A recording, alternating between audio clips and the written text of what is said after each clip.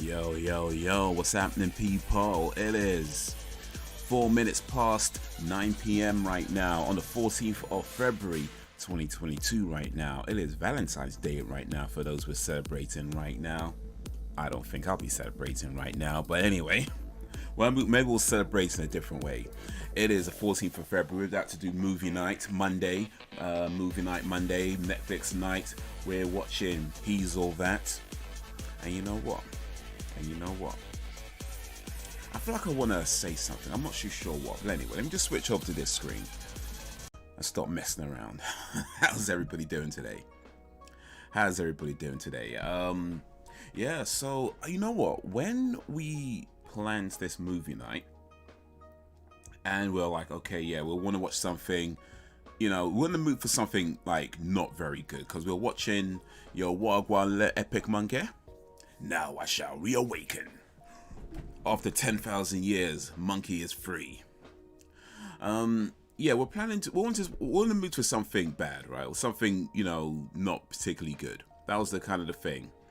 And we saw this movie, looked it up. It was like, okay, He's All That. It looks like it's, I don't know, maybe it's better than we think it is. Who knows? I haven't seen it. I don't think any of you guys have seen it either. But that's the reason we picked it, because it looked like it's probably going to be a terrible movie, or at least, you know, just a kind of a cheesy whatever film.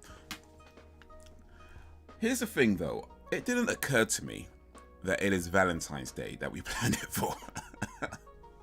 It's a film called He's All That. I don't know much about it, but I do believe it is a kind of a rom-com, and it didn't occur to me till today that we planned it, that we put it on Valentine's Day. We planned a rom-com for Valentine's Day. I didn't intend on doing that. Yo, Wild One JT, I bet he's gonna hit snooze. Well, just might. We just might. How you doing, Jay? How you doing, Monkey? Monkey, I ain't seen you for a minute, man. How you been? But yeah, it just occurred to me today that we planned this movie for Valentine's Day. But anyway, hopefully it's as bad as I think it's gonna be, and if not, oh well, it is what it is. Mr. Alan Evans, just not even 37 anymore, it's just Alan Evans. Wait a minute. Alan, did you have a birthday recently? Because I'm thinking, like, you put 37, I believe you told me you were 37 years old at one time. But then you took off 37 from the names, and now I'm thinking, it just occurred to me now. Maybe I'm a bit slow, but it just occurred to me now that perhaps you removed the 37 because you're no longer 37. And if so, happy birthday. Or am I just jumping the gun a little bit? Let me know. But yeah, big up. Sam's in the house. Happy Pancake Day. I don't know about y'all, but I'd rather be observing Pancake Day than whatever crappy saint people are talking about right now. So I haven't had pancakes for a while. Actually, what's the last time I had pancakes? I think it's been a good while, actually. It's been a good while. It's not till August. Okay, cool. We're all right then. Cool. So I finished my middle year exams, and I have 15-day break before school starts again. And when they gave me my tablet back, since they took it to focus on my exams, and it turned out to be, oh mate, that sucks, man. I'm glad school's going okay though, because school sucks, but you got to do it. Don't let nobody tell you otherwise. It sucks when you're in school because you got to put up with like dumbass teachers and a bunch of weirdos. Or maybe that was just my experience. I had some decent teachers, actually, to be fair. Not many, but I did have a few decent teachers. But yeah, it's got to be done. The thing about school, in my opinion, and this is just an opinion, take it for what it's worth, which is probably not much, to be fair. But school is worth doing just so you know how worthless it is, if that makes sense. It probably doesn't. I'm not sure if it does. It makes sense to me because I said it. I'm not sure if it makes sense to anybody else, but for those who know, no. I feel like school is worth doing just so you know how worthless it is. But yeah, you got to get through it first. It's like when they talk about rule breaking. You got to know the rules before you can break the rules. So yeah, school's worth doing just so you know how worthless it is. So yeah, get through school, do the best you can. You know, don't flop on the exams or anything. You know, make sure you study hard and learn what you need to learn and pass all that you can pass. don't feel too bad if it doesn't go your way. But also, if it does, if you do pass, remember there's still more to go. School is not the be all and end all. There's a lot more life afterwards. So yeah. Monkey, long time no see. Yeah, been a minute. People think I'm weird. Yeah, I ain't the one celebrating a dude getting his head cut off on Valentine's Day. That's it, man. Like, why? You know, before you get into this movie real quick, let me just look up Valentine's Day. Because actually, like I was saying earlier, I think just before you came in, I was just saying that it didn't occur to me that when we were planning this movie, He's All That, it didn't occur to me that we planned it for Valentine's Day. And I believe this is a rom-com that we're about to watch. I believe it is a rom-com. So, it just didn't occur to me that we planned a rom-com for Valentine's Day. But hey, it's all good. It's all good. Got stuck in traffic. Well, I know what that's like. Alright, so real quick, this is Saint Valentine from the Wikipedia page. Saint Valentine, Italian, San Valentino, Latin, Valentinus, was a 3rd century Roman saint commemorated in Western Christianity on February 14 and in Eastern Orthodoxy on July 6. From the High Middle Ages, his saint's day has been associated with a tradition of courtly love. He is also a patron saint of Temi, epilepsy, okay, and beekeepers. I don't know what Temi is, but he's a patron saint of Temi, epilepsy, and beekeepers. Let me just look at real quick what Temi is, because I don't know what that is. Oh, sorry, not Temi, Terni. It's the way it's written, Terni. It's a city in the southern portion of the region of Umbria in central Italy. Okay, so it's a place. Termi, not Temi. My bad.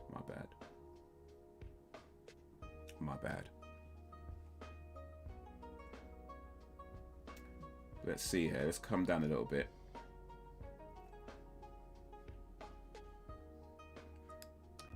Doesn't have details of his death in the Wikipedia article. I'll probably cut it out. Wikipedia. Ugh. I used to think that school was stupid a year ago. My mentally broken self did not realize how important school is.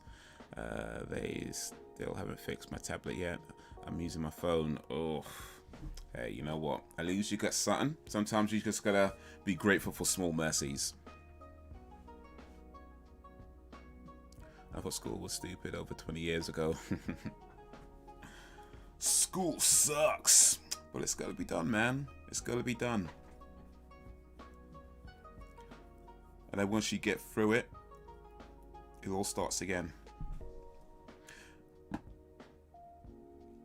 The thing about school, and hopefully this is not the way school is now, but when I was in school, there was a lot of pressure on exams and passing exams. And although it was never explicitly stated, you often got the feeling that your life depended on those exams. Like if you failed, that's it, your life is over. That's the feeling you got, because that's how much emphasis they put on these exams. And you know, doing them, so much pressure that you kind of feel like if you don't pass, it's over.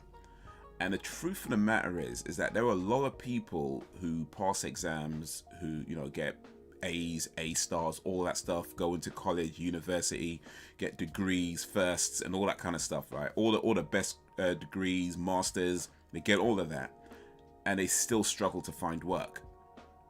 You know, that's a real thing. People who have all kinds of qualifications and still struggle to find work. And on the flip side, you got people who dropped out at, you know, 15, 16, and they're managers of, you know, some department somewhere, or area manager and stuff, because they maybe got a job at some, I don't know, local greengrocer and just works their way there and got a bunch of experience and went from there. Now, I'm not saying that you must drop out of school. I ain't saying that. You know, let me be clear. I'm not suggesting that you drop out of school, because I don't think you should. I'm just saying that there needs to be an understanding that it's not the be all and end all. That just because you fail, that doesn't mean your life is over. That doesn't mean you'll never amount to anything. You know, plenty of people don't get through school and do just fine. You know, and then plenty of people who go through school and don't do so, and of course vice versa as well. There's people who pass exams and still do well. I mean, the truth of the matter is that if you have good grades, you do have more opportunities, but it's what you do with those opportunities that counts, and this is really what it comes down to. And the pressure that they put on our students is so intense that, I mean, you've probably heard about, you know, people like ending their lives because of that kind of pressure, and it just doesn't need to be there, you know, because whether you pass or whether you fail, the most important thing is what you do next, you know. So that's it, is what you do next.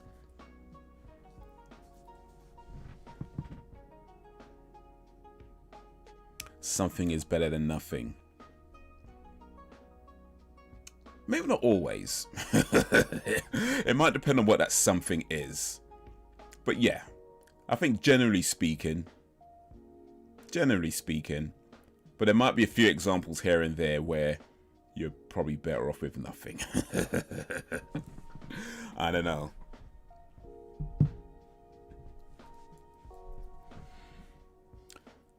Good news, I got a bike. Awesome. What kind of bike you get? I learned how to ride last week. Oh, okay, awesome.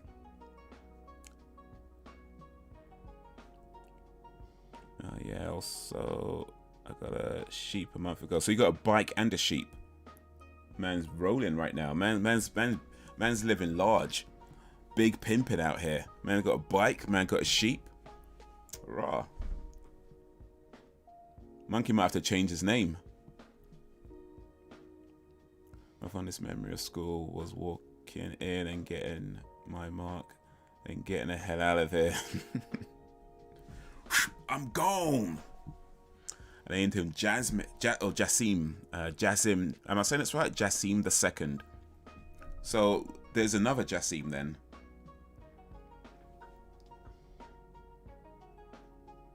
You know, I remember results day on school, and you could opt to either have the exam results sent to your house, or you can go to the school and collect them. And I went to the school to collect them, right? And I figured I probably did okay in some exams and not so well in others, which is pretty much what happened. You know, I did okay in some exams and not so well in others, right? But what was interesting is when you kind of look around as people are opening their envelopes and their letters and seeing their grades, and you could tell from the look on some people's faces who's getting beats on when they get home. You know what I mean? You could tell when you look at somebody's faces, like they know they're getting beats when they get home. Like it's not gonna be pretty. It's not gonna be pretty when they walk through that door, and it's like B minus. Anything less than an A is a fail in some households. Anything less than an A, they consider it a fail, and you get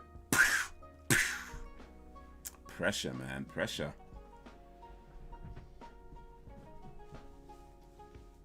Jasim, okay, is how you pronounce it. Jasim, okay.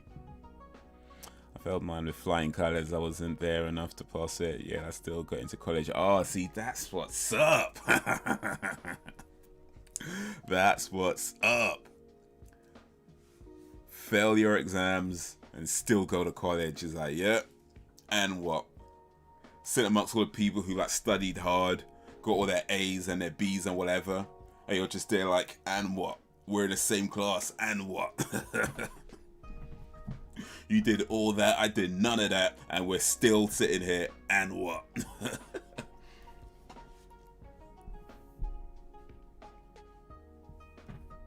Listen, man, life can be funny, man. Life could be funny. It could be sad, it could be funny, it could be a lot of different things. But the one thing it's not is predictable.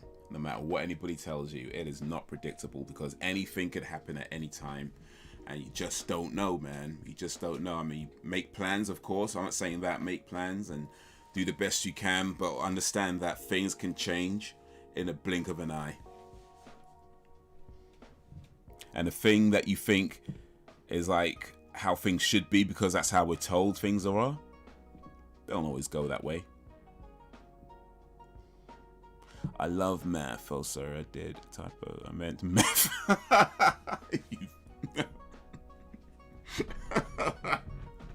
I hope that's a joke. I hope that if it's a joke, it's a funny joke. If it's not a joke, then bro, you might need help. Okay. If that's a joke, I'm laughing. If it's not a joke, then yeah, we need to talk, because that's not cool. You should not, just stay away from that. Stay away from that. That is no good for you. I got all A's, and most of them was A. A for absent, but they still. But hey, still an A. A for absent, A for AWOL. A for abandoned the assignment. I didn't mean to studies at college. I didn't need high school crap. What was media studies in college? Because like, I feel like media studies and certain things now are kind of given a bit more respect these days, right? That's how it seems to me anyway. But back when I was in school, I never did media studies, but it just seemed like one of these courses where, you know, people did it because they figured it being an easy class. But I mean, I don't know. Like, I don't know. I'm sure there's more to it than that. But I mean, you gotta understand. I went to school like 90s, so we were all backwards back then. We didn't give much respect to anything outside of maths, English, and science. You know, that's how that was. Like, if you went to school, if you went to college or uni, and you studied anything that wasn't maths, English, or science, then it was just considered one of those easy courses that, you know, you just do because it's an easy A or whatever. Which I'm sure is not the case. I'm sure it's not the case. But yeah, I never did media studies. I should have done media studies, considering how much time I spent doing bloody YouTube and Insta and all these social, media and content creating. Considering how much time I do this stuff, I should have done something like media studies when I was in school. That's what I should have done.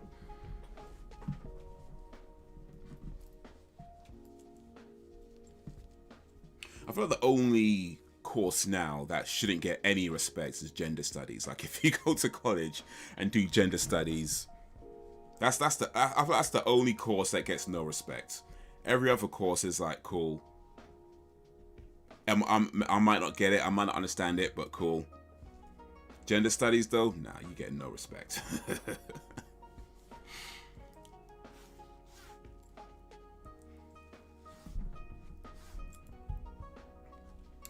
We're watching He's All That today. It is on Netflix, so if you got Netflix, get it lined up on 0. If you've got, maybe, I don't know, is it on DVD? I don't know. I think it's a Netflix exclusive, so it's probably not on DVD. So I think this one is actually Netflix only. So if you don't have it on Netflix, then oh well. But still, you can still watch along. You can still have some fun.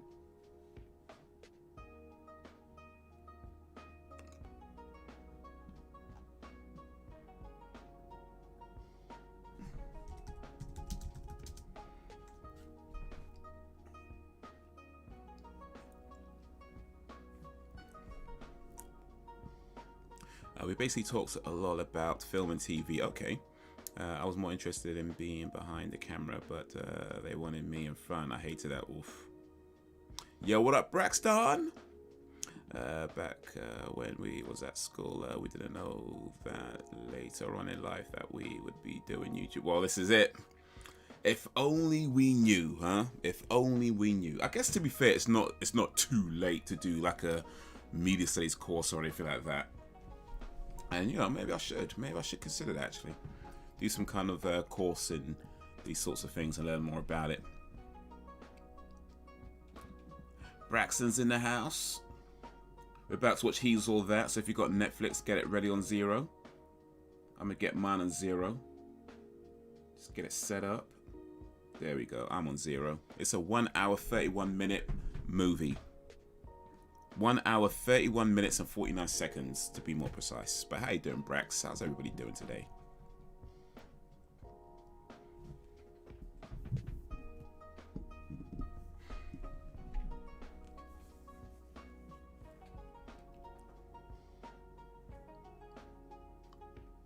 I'm going to put a poll up in a moment. I'm trying to think what kind of poll I should do. Bearing in mind it is Valentine's Day and we're about to watch a rom-com. But I'm pretty sure most of us... I don't know if... Well, Sam and Brax I know aren't. Alan maybe? Monkey maybe? But I think most of us aren't celebrating Valentine's. That's what I'm thinking. But if you are, it's cool. It's cool. It's cool. Oh, snap. Bloody hell. Wait, can you still hear me? Oh, I think you can hear me, actually. Can you still hear me? I got an error message come up, but I think we're okay.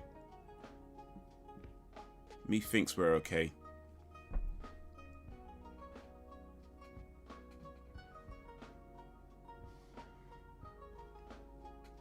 Me thinks we're okay. Settings. Okay, I think. Oh yeah, well, I think we're okay. We're okay.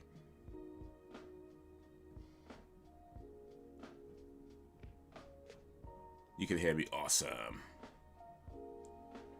I gotta get set up on Netflix just a minute. Cool, cool, cool. I was the one they put in the front of the camera. I hated it every second. Well, I'm the smartest ninja in creation at all, but I'm still gonna enroll in college, community college first before transferring to a 4-year school online. Nice.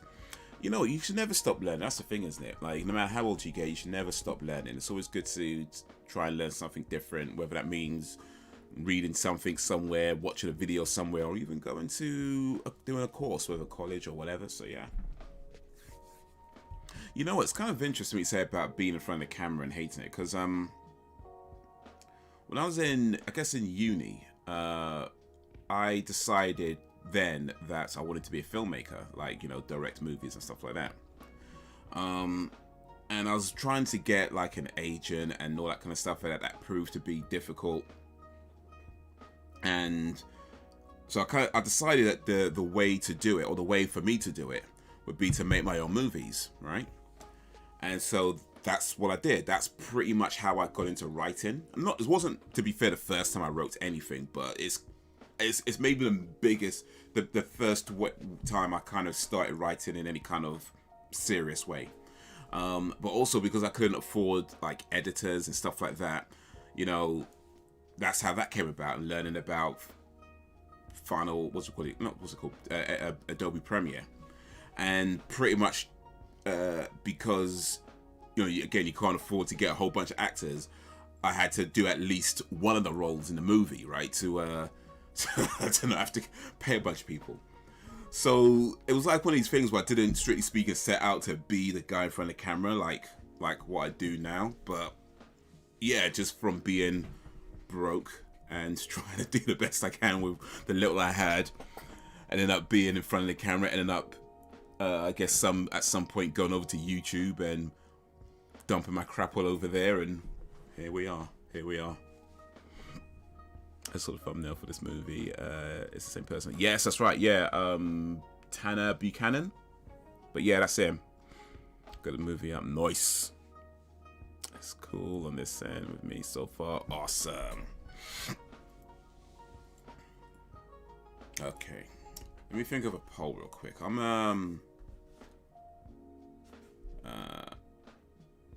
don't know. I'm trying to think of a poll. Like maybe I shouldn't force it. Maybe I shouldn't force it. If I can't think of something right now, maybe I shouldn't force it. If I think of something partway through the stream, I could put up a poll. But for now, I think we're good. We're good. But anyway, yeah, let's get this movie started. Let's switch over to this screen so y'all can see what I can see.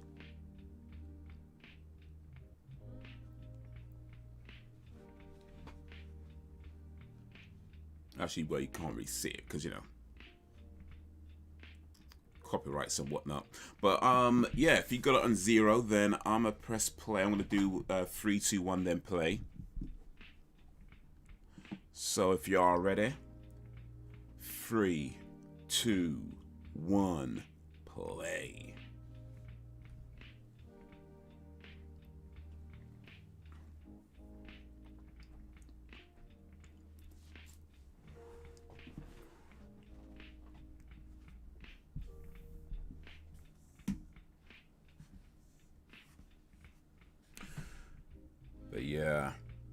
looking forward to this, actually. See how bad it is. Oh, no. Oh, you know what? This movie stars a lady called Addison Rae. Addison Rae is a TikTok superstar. Now, I don't know much about Addison Rae because I don't follow her on TikTok. I just know the name. And I know that she's a TikTok superstar because, you know, the name gets thrown around. Quite frankly, I'm embarrassed that I even know that much, but it is what it is. I guess it's Addison Rae here. I don't know. But I've never seen any of her TikToks, so I don't know what exactly she does on TikTok. But I guess she did it well enough to be able to be put in a Netflix movie.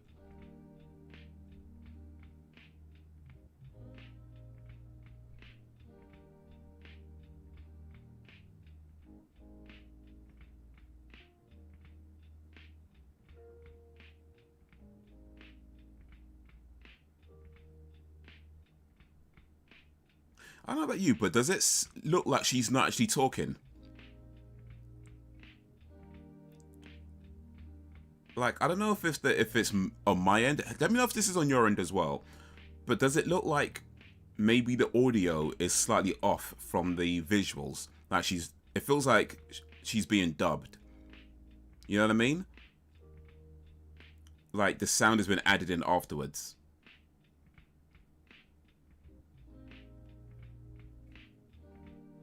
I don't know, maybe it just looks weird to me. I don't know, let me know. It might be just my end. Let me know if you get it on your end as well. And always pop spots with your things, by the way. That's what you should do. I don't like attention on me at all. I know. Yo, what up, Frozen? I know I have a good personality sometimes, but I don't mean I'm comfortable in front of a camera. I get that. Saw a news around 2 or 3. Yes, right. Ivan Reitman passed away at 75 years old. Directed Ghostbusters 1 and 2.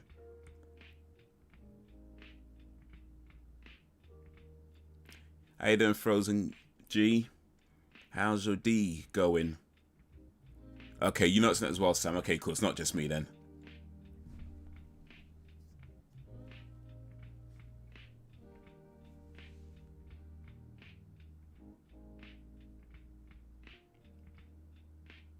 Looks like that to me. Okay, so you're saying it as well. Yeah, it looks weird, doesn't it? I'm not here for the movie. I'm here to talk to you. Big up, Frozen Gamer. How you doing, Frozen G? How's your day going? How's your day been? Whether you're here for the movie, you're here for me, I appreciate thee.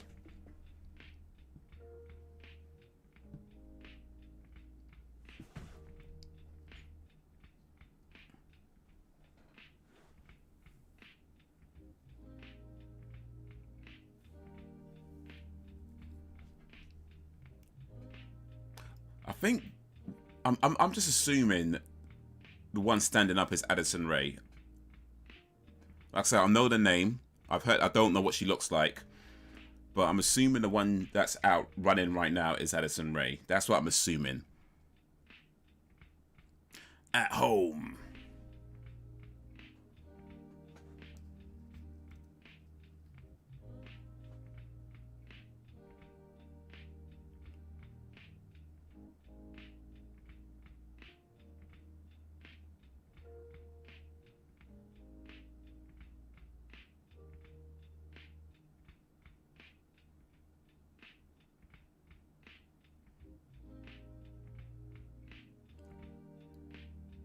So she's supposed to be like a beauty, I guess, makeup beauty guru.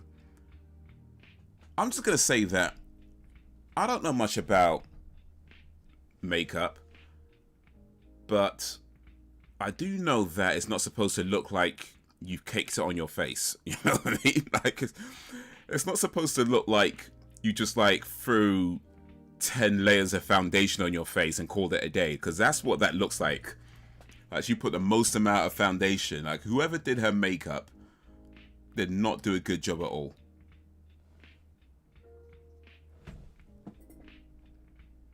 His makeup is much better. What did you do for Valentine's Day? I did nothing.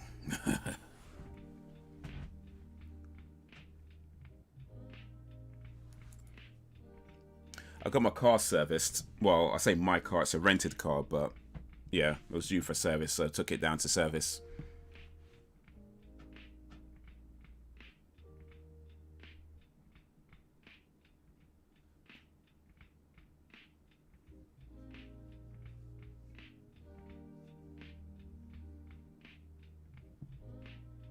Your eyebrows are bothering me.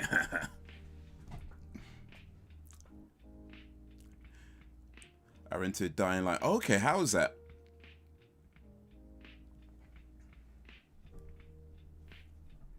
That came out recently. See, her makeup is much better. Like the lady, I don't know none of their names, but the purple hair lady, her makeup is much better than the beauty guru lady. And why does Tana Buchanan look like they gave him a fake stubble? You haven't played it yet? Okay.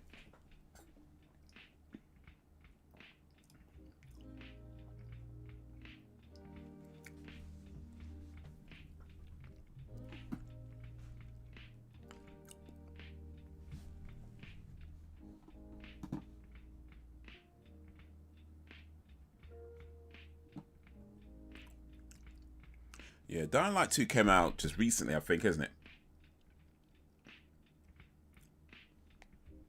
Amir Khan or Kel Brook? Amir Khan or Kel Brook? I don't know Kel Brook, so I'm going to go with Amir Khan.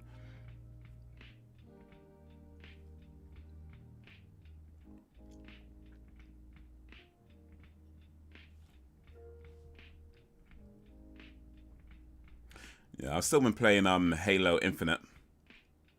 But I haven't played it much in the last week or so, so maybe try and get back on that tomorrow.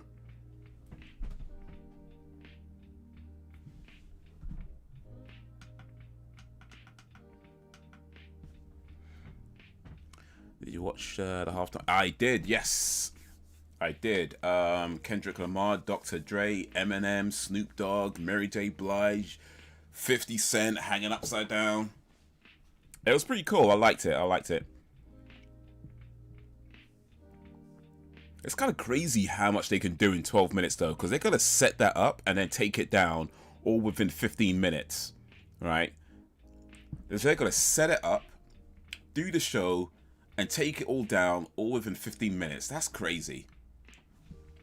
And then he goes for a concert, and the guy, you know, the band takes like 2 hours to get on stage. Like, bruh.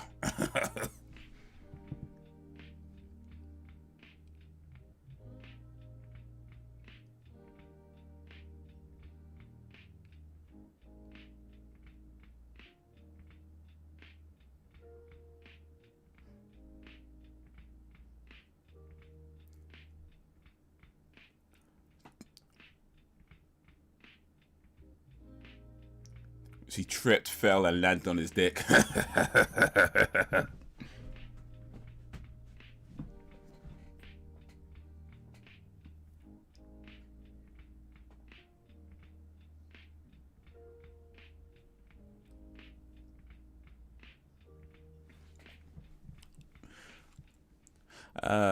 And that talk about cereal, another junk shit we were talking about last night, though. Okay. I enjoyed it. Took me back to my youth. Yeah, it was pretty cool, man. It was pretty cool.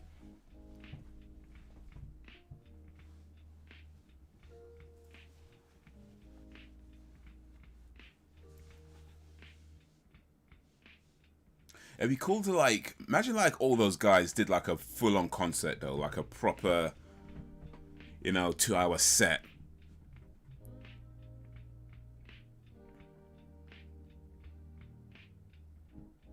Hey, Lucky Charms.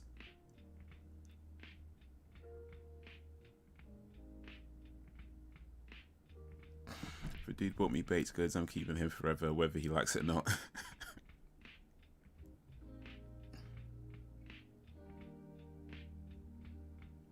That's the way it should be. You give somebody a cake, That's how it used to be in the olden days. If you give a woman a cake, it's like that's you practically married at that point. Like, you know, that's just how it went. Like, she wasn't even allowed to say no or anything. Didn't even matter if she liked you or not. You just give her a cake and it's like, yep, that's it.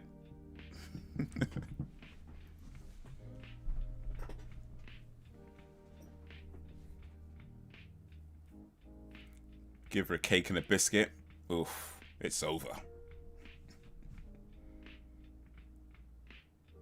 Let's get some old soul. I'm an old soul.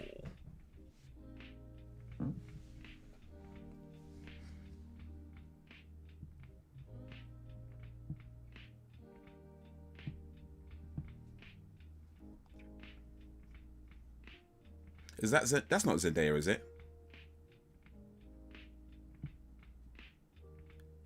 She looks like they tried to get Zendaya and Zendaya like wasn't available, so they were like, okay, let's get somebody who looks like Zendaya.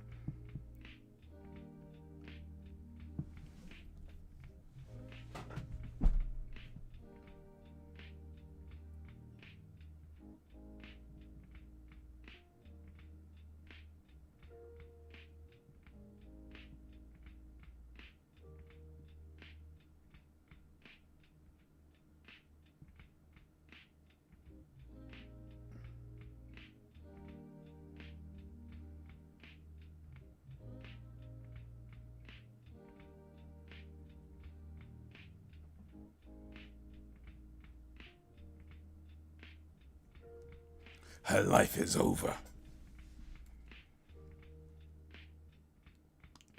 She looks like they tried to get Kim Kardashian and Kim Kardashian wasn't available.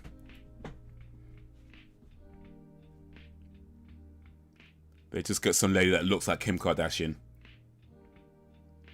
I'm guessing this is one of the more low-budget Netflix movies. They're like, can we get Zendaya? Nah. Can we get Kim Kardashian? Nah. Let's just get a bunch of lookalikes. And the guy from Cobra Kai, he's not doing anything right now, so. And some TikTok star.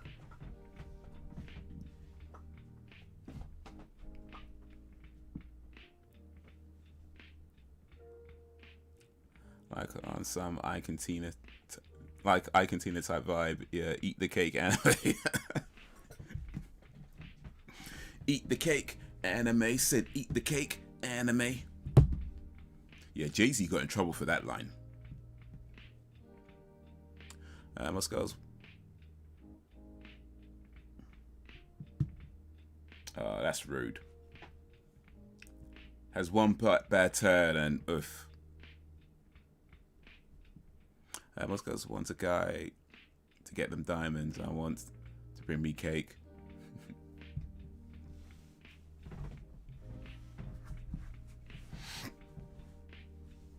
The thing is, a diamond you can't really do much with. I mean, what you put it on your ring, wear it, and then what? You know, you can't really do anything. You could eat a cake. You know, you could like make more cake and eat that.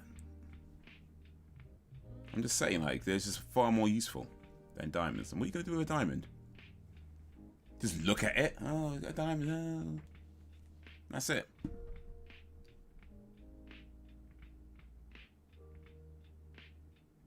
It's what's on the inside that counts. And cakes go on the inside. Much better. Much better.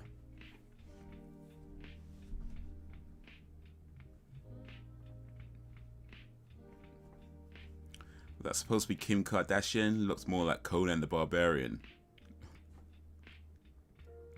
I mean, I don't know if I say that.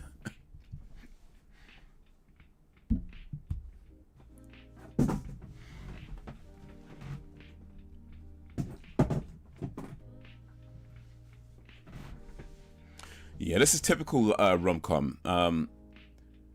So this Tanner Buchanan guy, I'm guessing, is the guy that she's gonna take to piss off this Jordan fella. And of course, they're not going to get along in the beginning because she's trying to change him, and he doesn't want to be changed because he's a free spirit. but then by the end of the movie, they learn to love and respect each other. That is every rom-com. Which is fine. Which is fine, by the way. I mean, it is what it is. I'm just saying. We know the plot, and we know what's going to happen. It's the rom-com blueprint.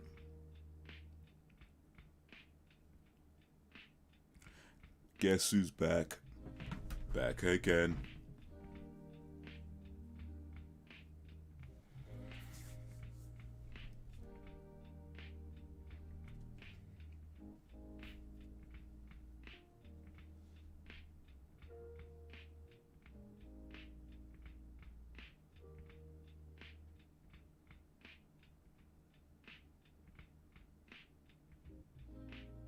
These girls look like they're supposed to be like the rich kids, right? But are they the rich kids in terms of they're just rich for this school? Or are they actual rich kids?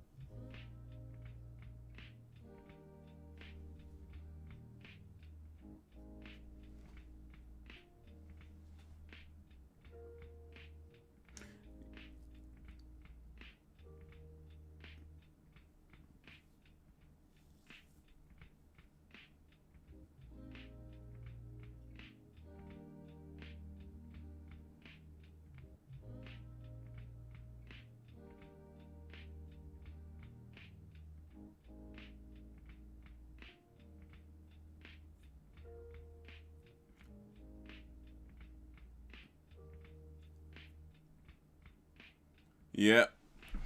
We've got the whole plot for the movie now. He's perfect.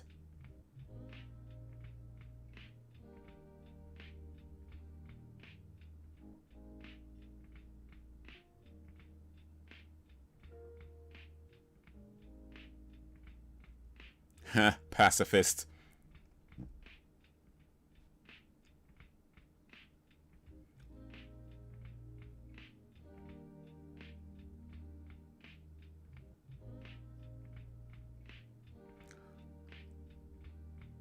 Why is this guy walking around with no shirt on in school? I guess he forgot all his karate lessons.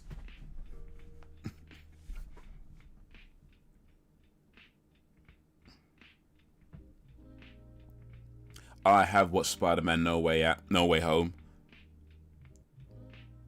And that movie is fantastic.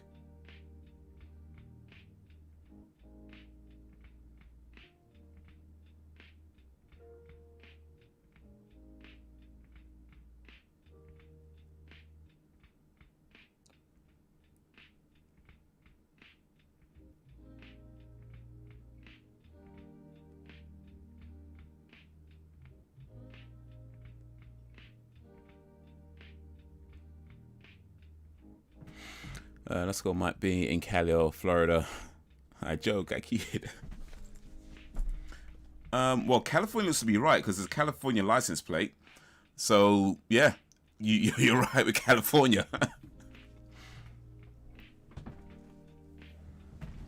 It is in California. That was spot on. You might have been joking, but you got it right.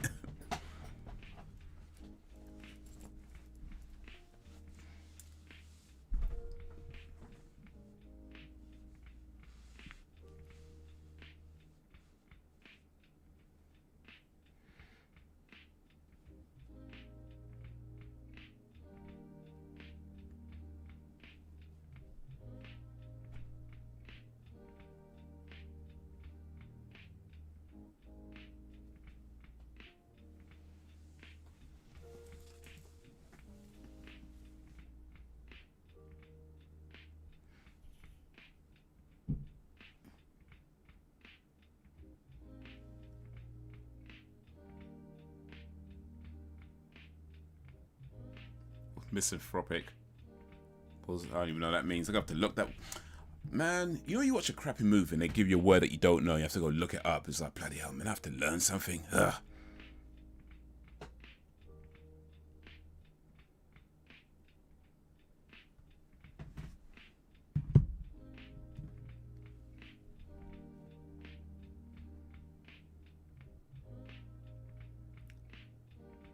Hey, Kurosawa is a master director.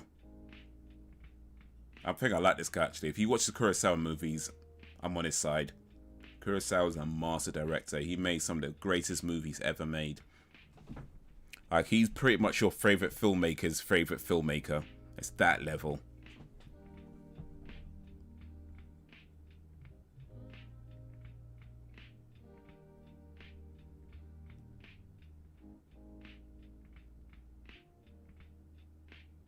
A person who dislikes humankind and avoids human society. Misanthrope. Okay. Yep, I've done that before while watching a movie like that.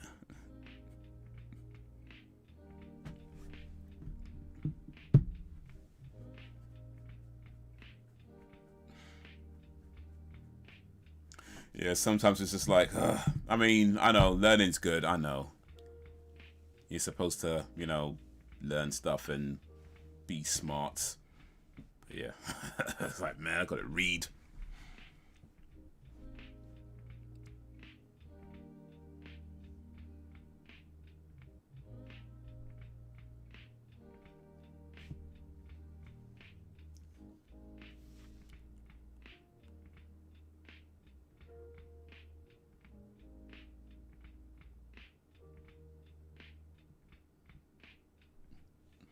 There's a new Doctor Strange movie. Yeah, I didn't watch the trailer though.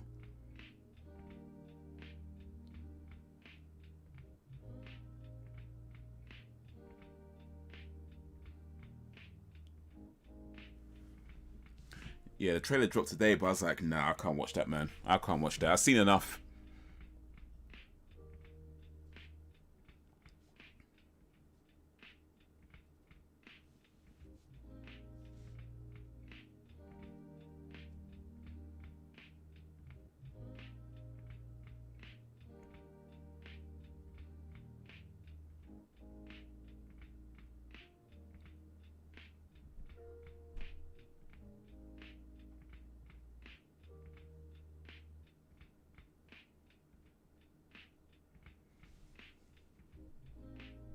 Speaking of Doctor Strange, well, Marvel, there's a new video on my movie channel, went up today, why Eternals is trash. If you've seen Eternals.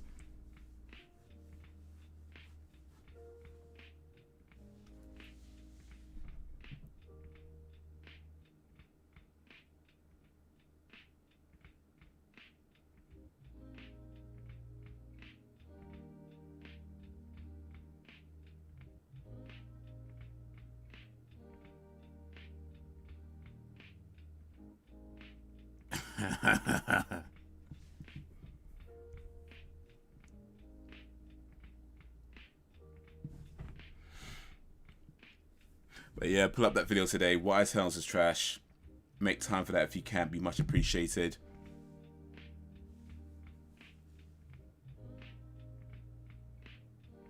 Oh, right in the doo-doo.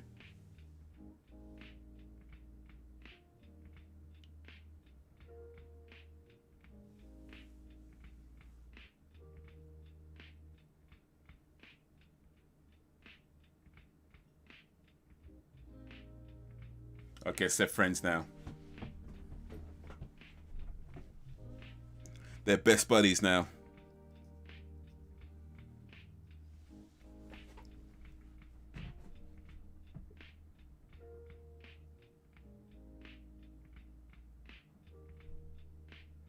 Look how he's holding the crisps bag. He's holding it so you can clearly see where it says Doritos. That is not a natural way to hold crisps. Or chips, for my American friends. That is not a natural way to hold a bag of crisps. Like, you hold it on the side. Why are you holding it on the bottom? There's no good reason to hold it on the bottom. You hold it on the side. You put your other hand, you know. None of this, like, hold it at the bottom. Make sure it's all neat or whatever.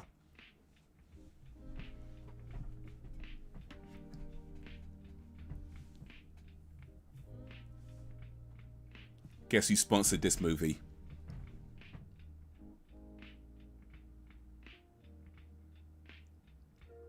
I'll watch it even though I have no idea what you're talking about.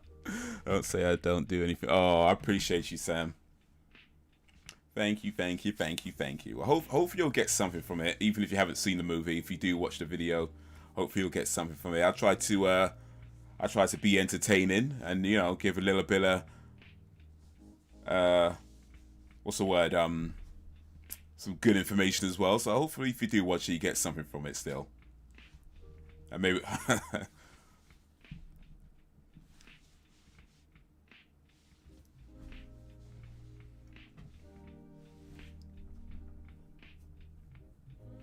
eating free Pizza Hut. I don't think that's how you say it. You just say eating free pizza. Or maybe just eating pizza. It's a party. You generally don't pay for pizza at parties anyway, right? So you don't need to specify it's free. You just say we're eating pizza.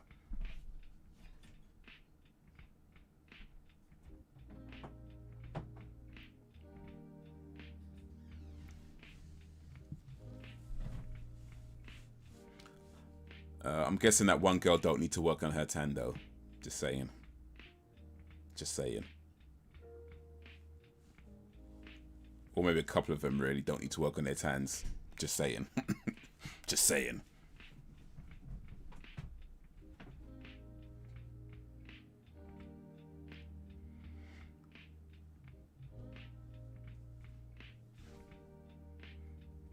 The pizza will be cold. I'd still eat cold pizza though. I ain't that picky. I mean, don't get me wrong. I prefer it warm, but you know, if it's whatever, I'll eat the cold pizza. That would still get munched down.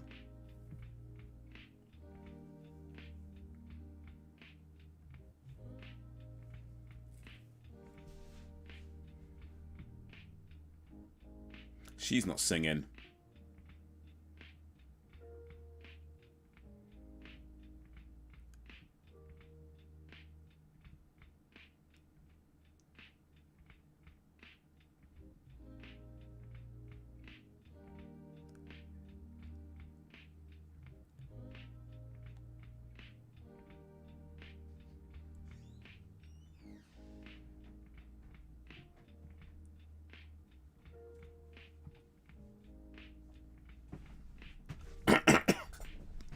Are you saying us light skin needs to work on us?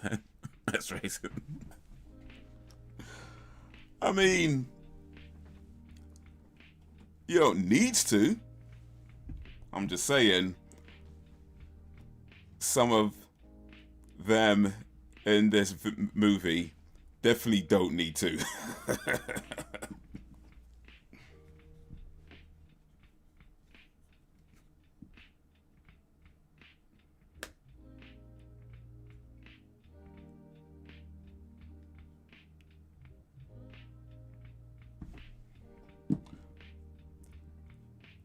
You know, I have to give this film a bit of credit, though.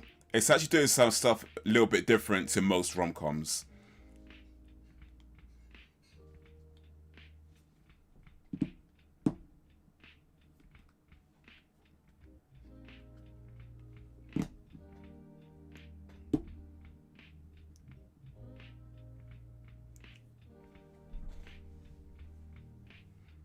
That girl that the bad guy is with kind of looks like the girl that was in High School Musical. Yes, I've seen High School Musical.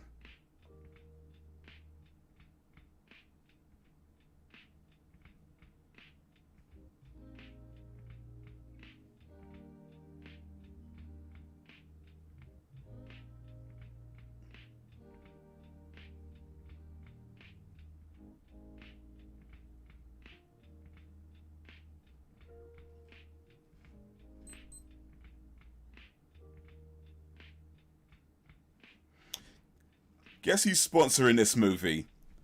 Doritos, Pizza Hut, KFC.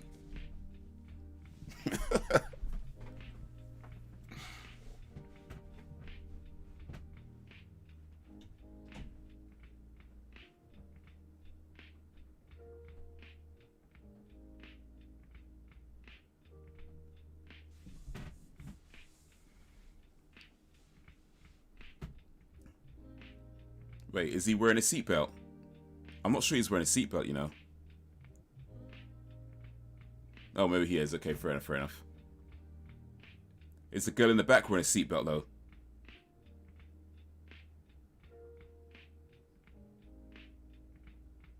I don't think she was, you know.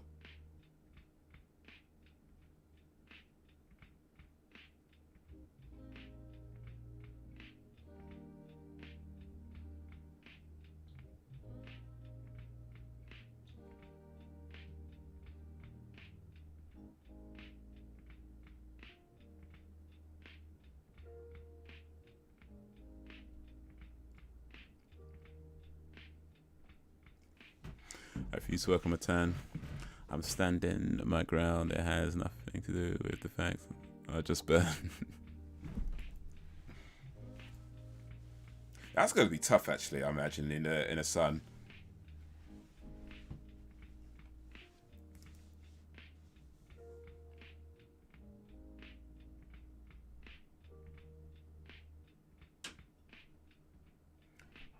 Like, I mean, I guess you gotta use like the what do you call it, the sunblock,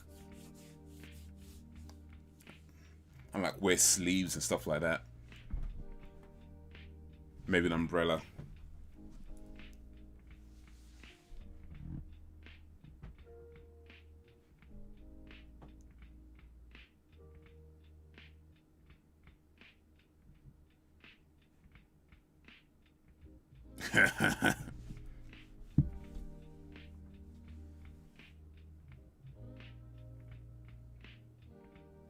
Jessica Miles Torres.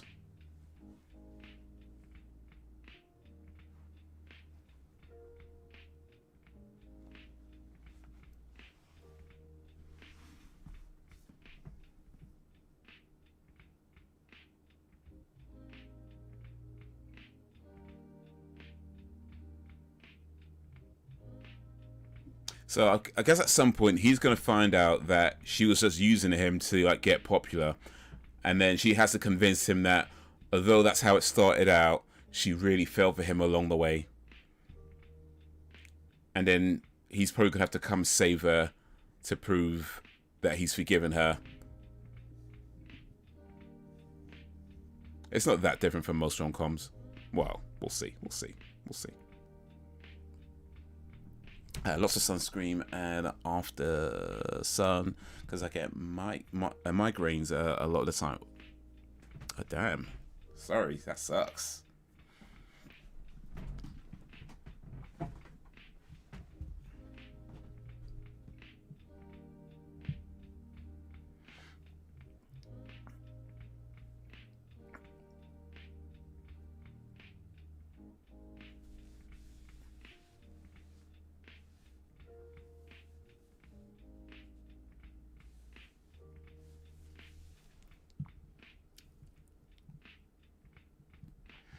Damn.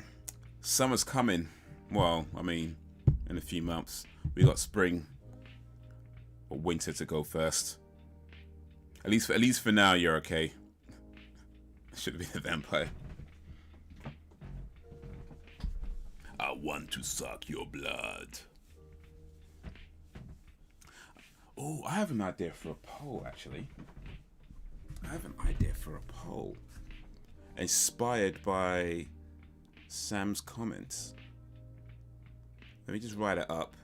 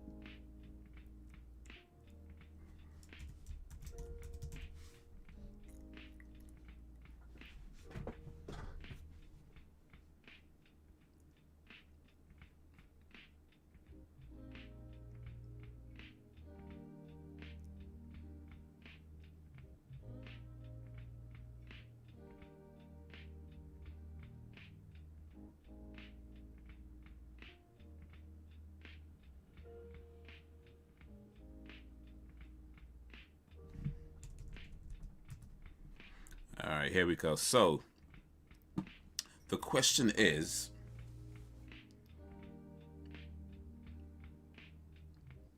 which undead would you rather be? Vampire, zombie, or werewolf? That's the poll question for today's stream.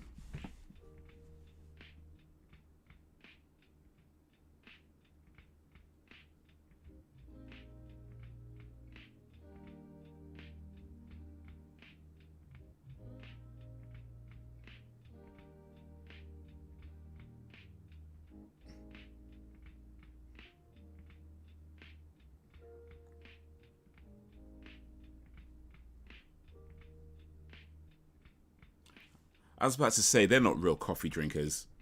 Turns out they said latte, so I was right. They're not real coffee drinkers.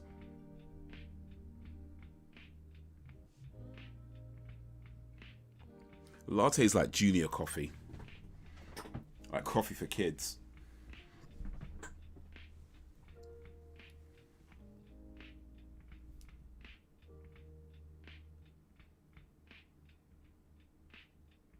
Is that Grand Central Station?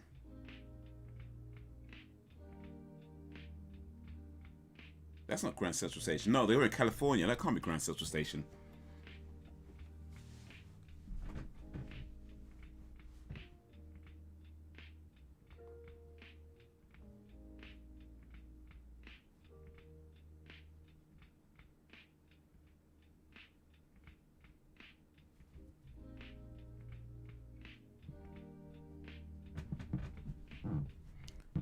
I've been a vampire-loving mofo since I was growing up. Okay, so we've got 2 for vampires. Okay. Vampires are pretty cool, though. I mean, assuming nobody puts a stake through your heart, you know, you'll be around a long time. But consider the cons. You know, you never see sunlight. You're pretty much out at night only, which, you know, can be fun, of course, but, you know, you're pretty limited to what you can do. And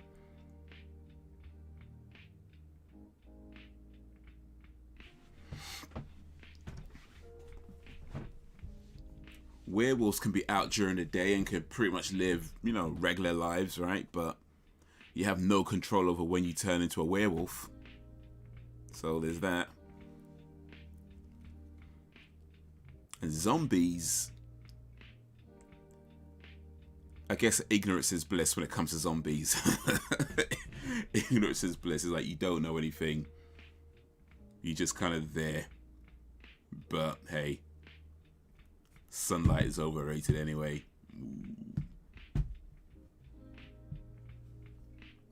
It's actually called harassment, taking pictures of people without their permission, by the way. I don't know if this guy knows that, but when you just like take somebody's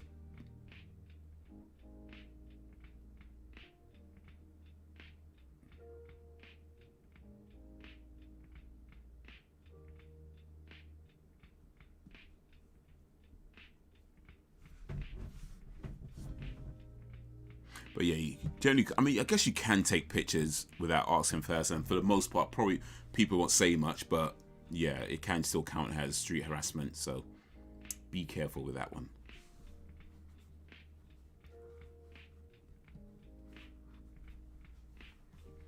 He's going to bring on his roughneck friends.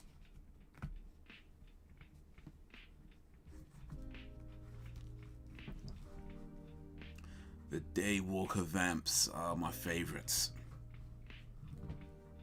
The thing about Daywalkers, though, is that they could walk during the day, so they could seemingly live a regular life, but they still crave human blood, you know. So it's like you can't like live with people. Like you can't hang around with people. You're pretty much just out craving human blood all day, unless you're gonna do what Blades does, where you have like these serums. But the thing about Blade is that Blade ages like a regular person, so he doesn't really have the benefits of just being around for a long time. He ages like normal people, so maybe that's another con as well. Like you crave blood, but you'll age like a regular human being.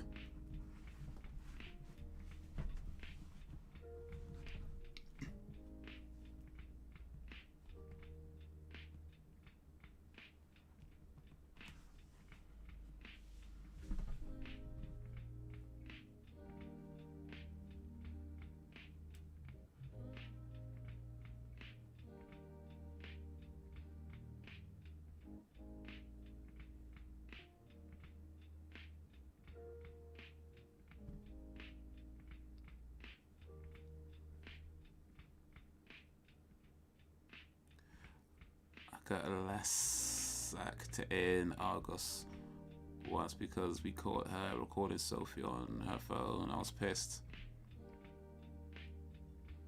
Yeah, definitely. Like, she would just, especially children. You can't be like, nah. Yeah, no, that's not okay. That's not okay. So she was just like, got a phone out or got a camera out or whatever and just like recording your daughters. Like, that's crazy.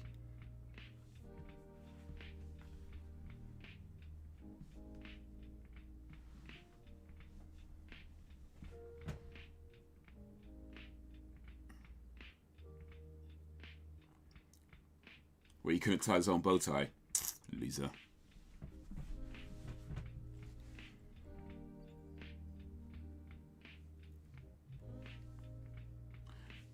And this is the moment she realized she loves him.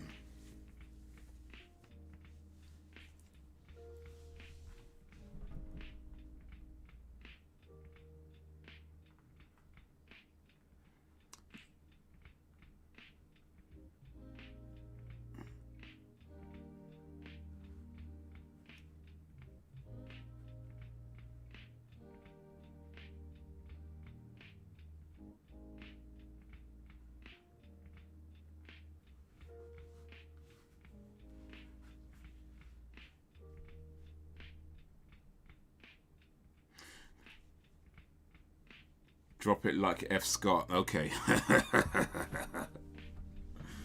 That's F. Scott Gerald, who wrote oh, flipping out. Is it The Great Gatsby?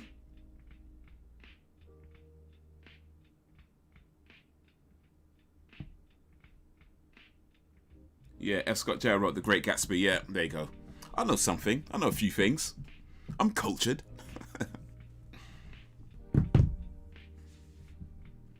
Well, since Blade is half human from his mum's genes, he's what's called a dampire.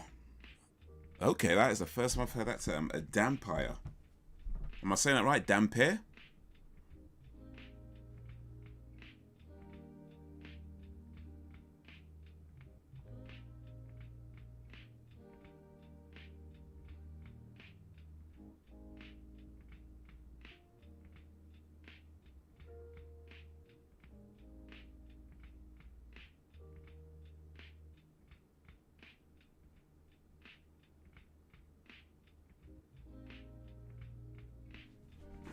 Yeah, that was awkward. Please get involved too. He looks better before the makeover. You should see him in Cobra Kai. Less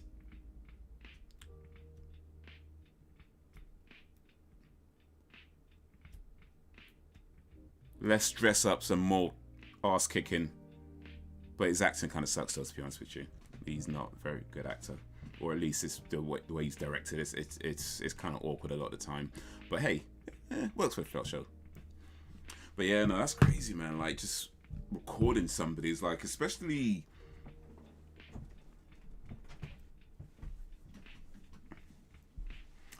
children. That's not okay. This guy looks familiar, actually.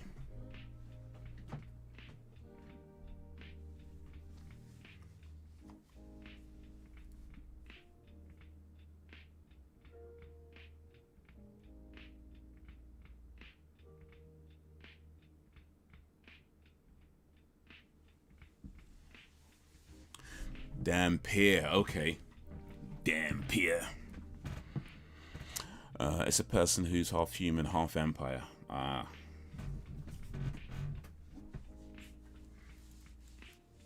So Blaze is a dampier. Now we know. For anybody who didn't know, now we know.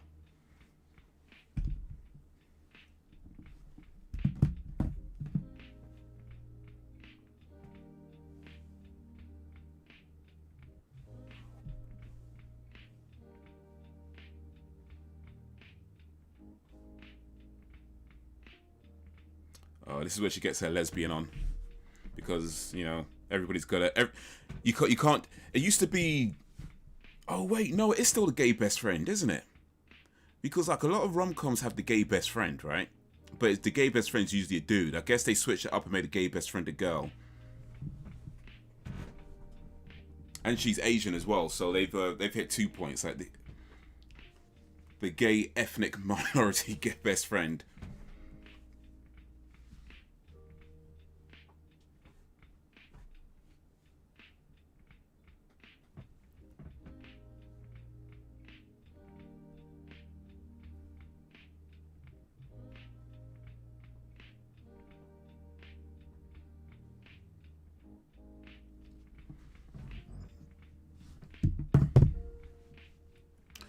We didn't get the police involved. Argus did to make sure she deleted the video. Okay.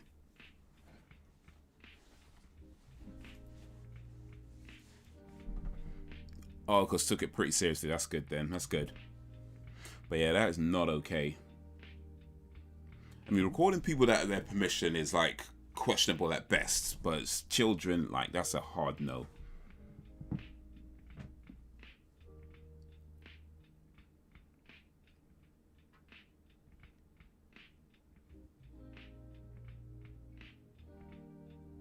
Oh, she's gonna get taken advantage of. Now watch him kick somebody's ass.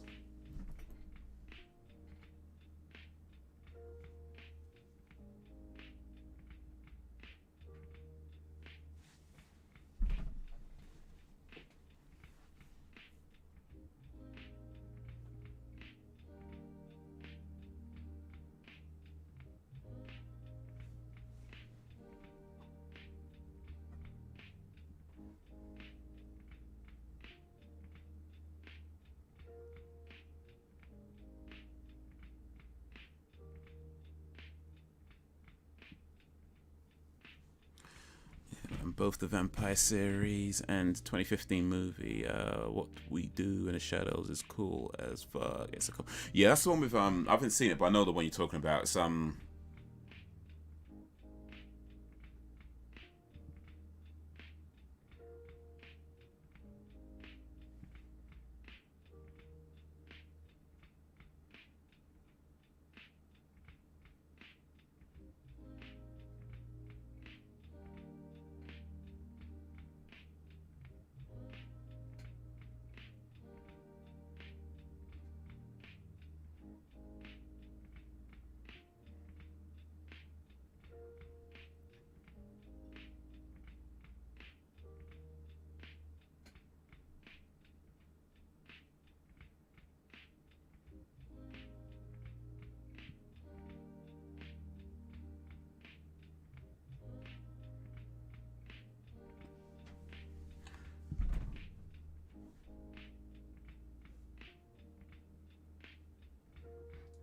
okay, this is where Cobra Kai comes in handy.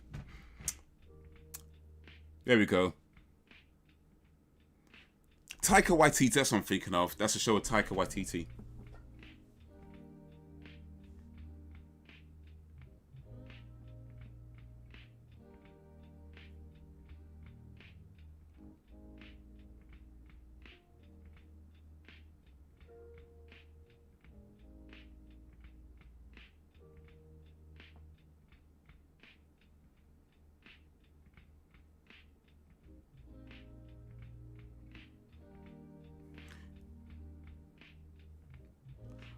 What's with his hair?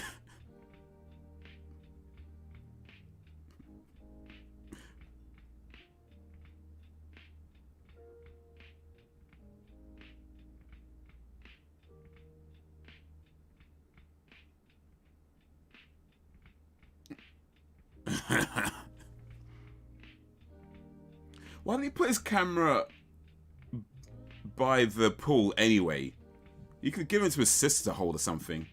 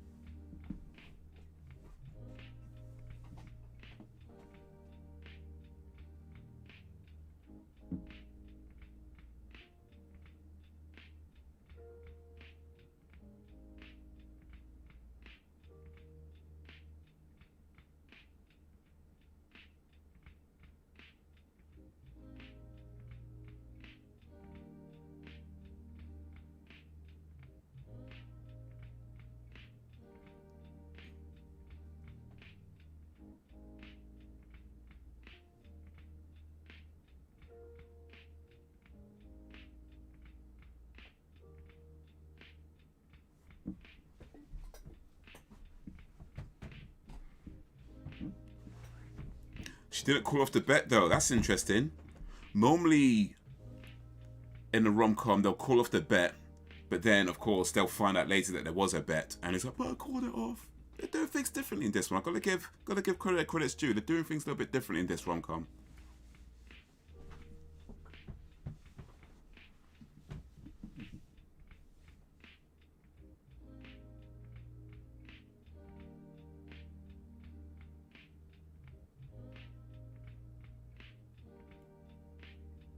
This guy just got his ass kicked by the loser kid in school.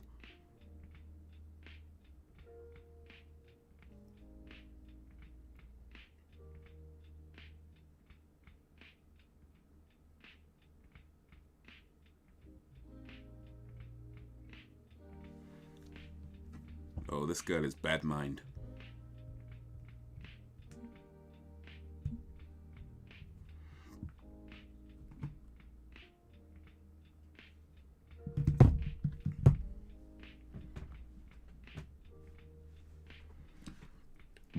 Excuse me. Oof.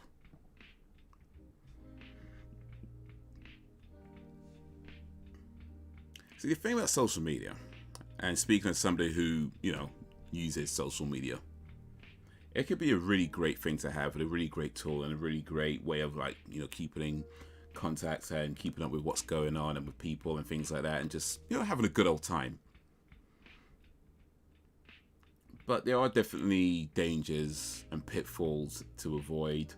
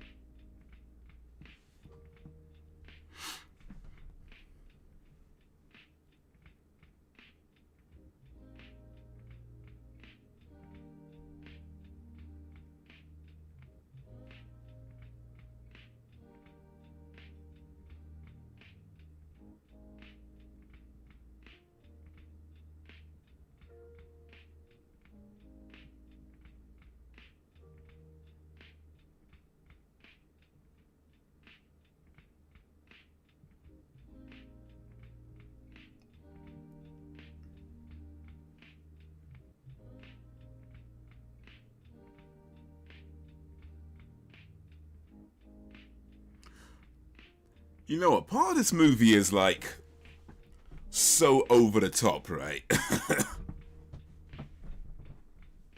And other parts of it is like, eh. Like this Jordan guy.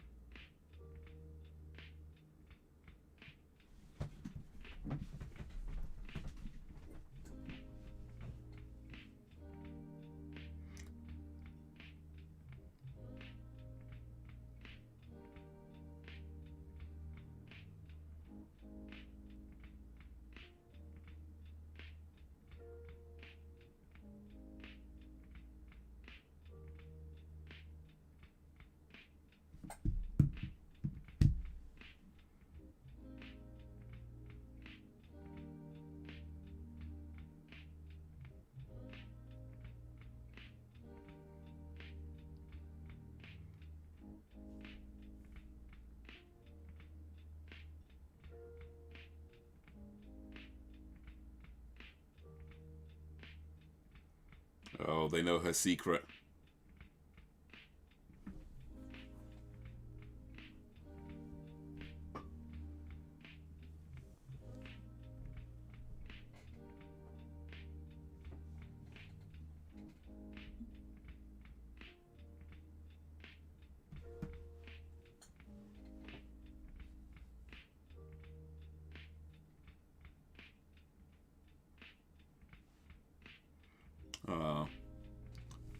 Discount Zendaya doesn't care about whether she's poor or not. I like Discount Zendaya. She's good. She's a good person.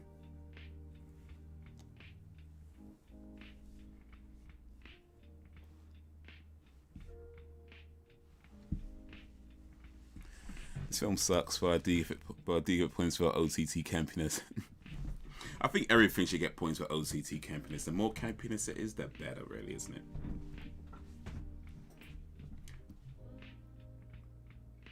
It still feels like the sound and the video is off though, doesn't it? It's like they recorded the movie, realized that the actors sound terrible, and then dubbed it again after. That's what it looks like. Like they just redubbed the movie after they recorded it.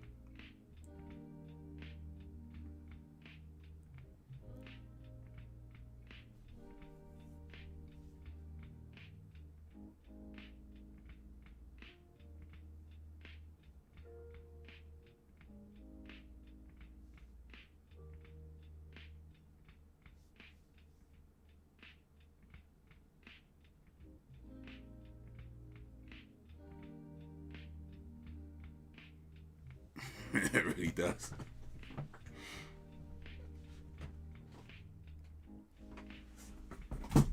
Ugh. When is he gonna find out that they made a bet though? That's what I want to know, because that has to happen. It's like rom-com rules. You know, there's certain things that all rom-coms have to do. So he has to find out that they made a bet, and he has to be really pissed off about it. And she has to prove to him that although she made a bet initially, that she really did fall for him. You know, that has to happen. Like I'll be really surprised if that doesn't happen. And by the way, I'm not going to explain why I know so much about rom-coms. We're just gonna accept the fact that I do. We're just gonna accept the fact that I do. Well, I'm not going to explain why. We're just going to accept that as a fact that I know rom-coms.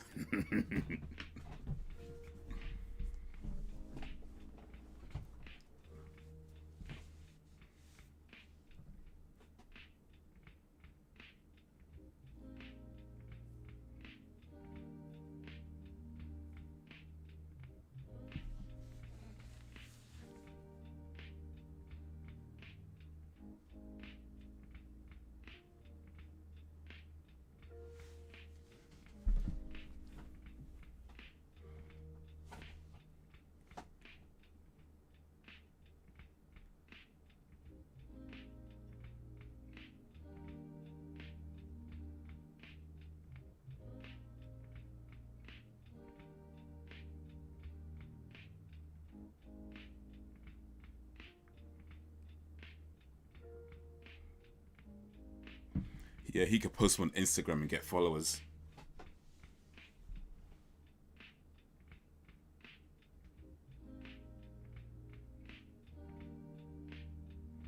He's gonna wipe the makeup off her face like...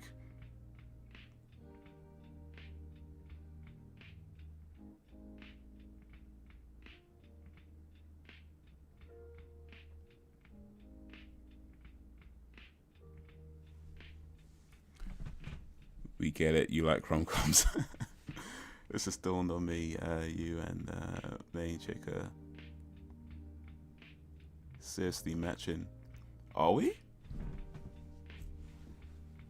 I mean, I don't know if I wear that much makeup, but...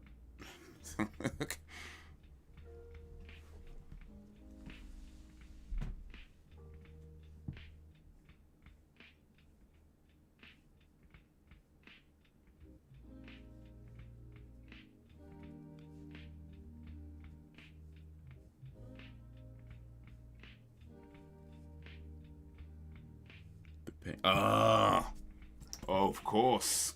Yeah. Real men wear pink.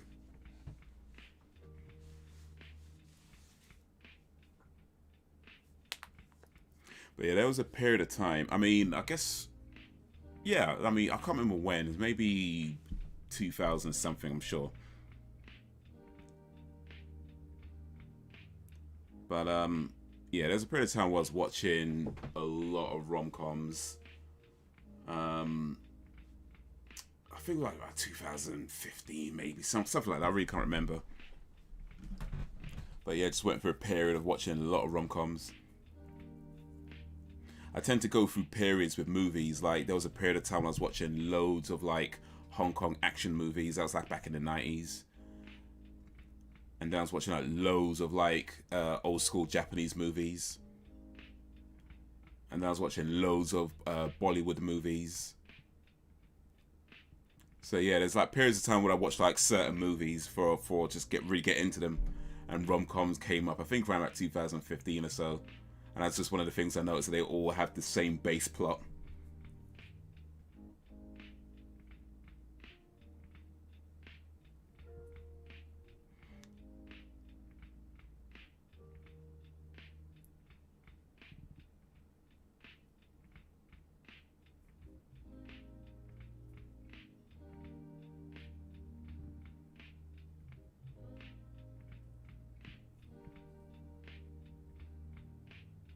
Real men wear pink and watch rom-coms apparently. Yep, exactly. Exactly.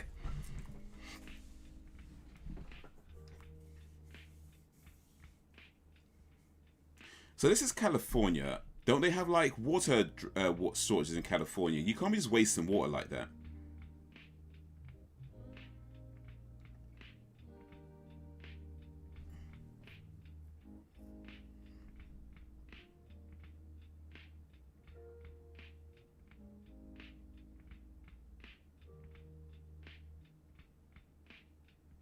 I do like him.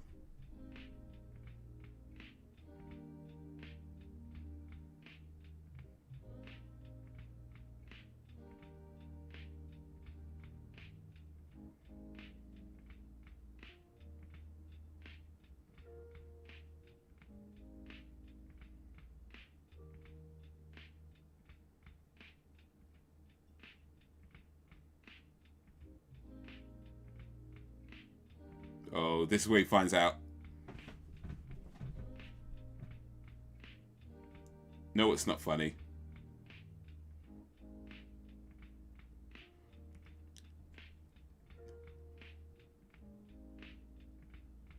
We can't hear either. All the bills skyrocketing.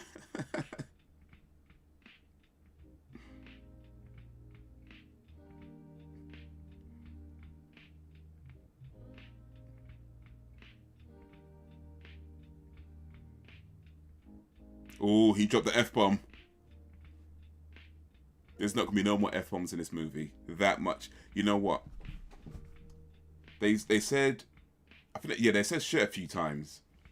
There's only gonna be, I reckon there's only be one F-bomb in this movie. That's the one F-bomb you're gonna get in this movie. You're not gonna get it again. But you know what? The cool thing about it though is that it emphasizes it when it happens, because you don't hear it, and then when you do hear it, it makes it sound harder. So cool.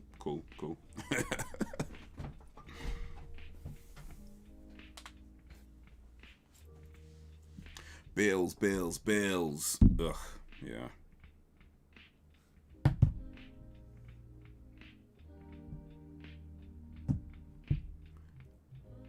That's like just adult life, isn't it? Just paying bills and...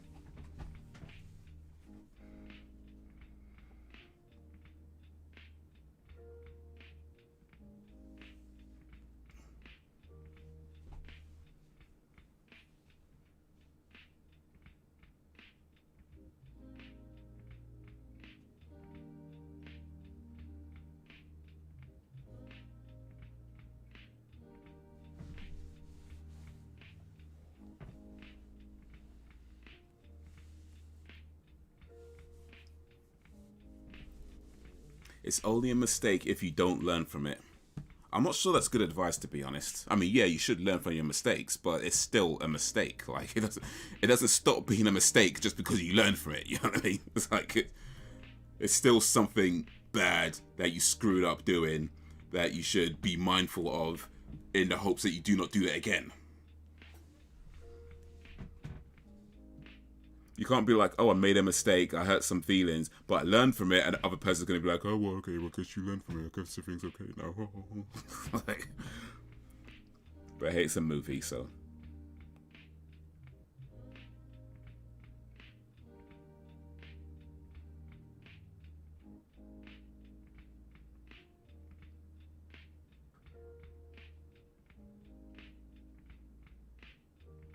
Looks like mom's trying to get herself a husband, you know what I'm saying?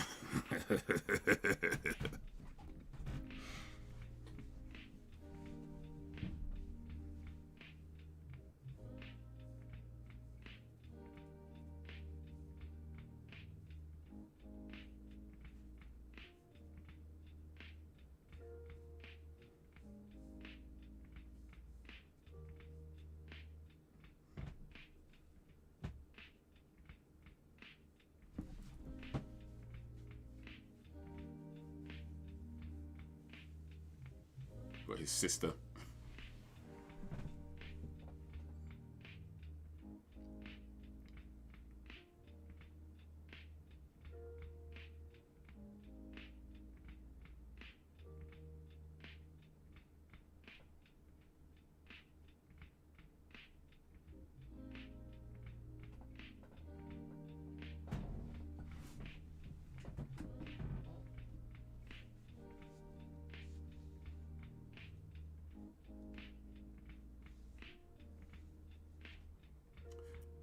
Man, the acting in this is so bad. It's so bad.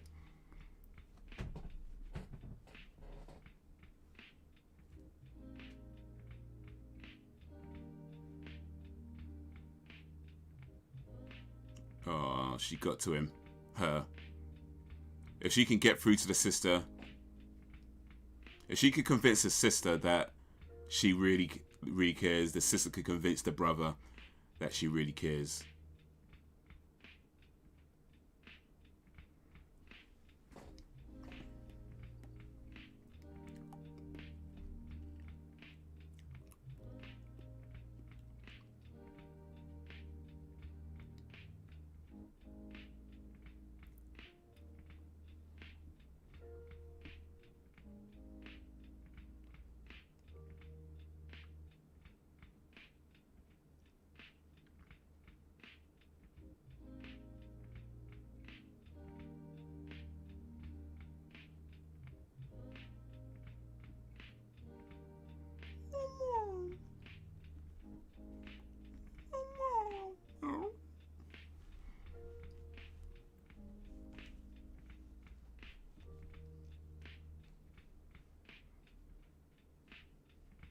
Actually, it's so bad I don't feel she cares.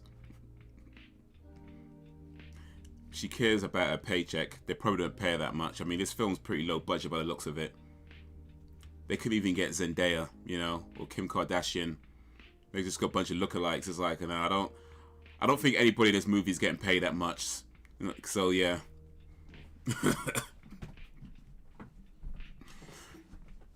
Yo, Triple X All Music. Wagwan, how you doing, man?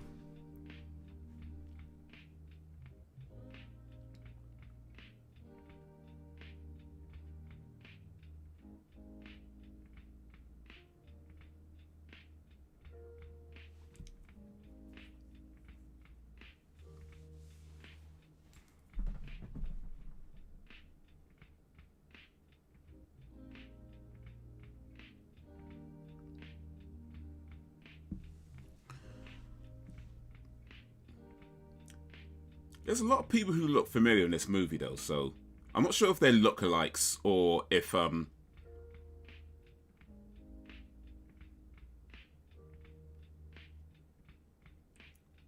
they're actual people that they're supposed to be. Wait, so why is Nisha dancing with the bad girl? And is this like a TikTok dance or something? Because if it is, they should probably get the people who actually came up with the dance before they get sued.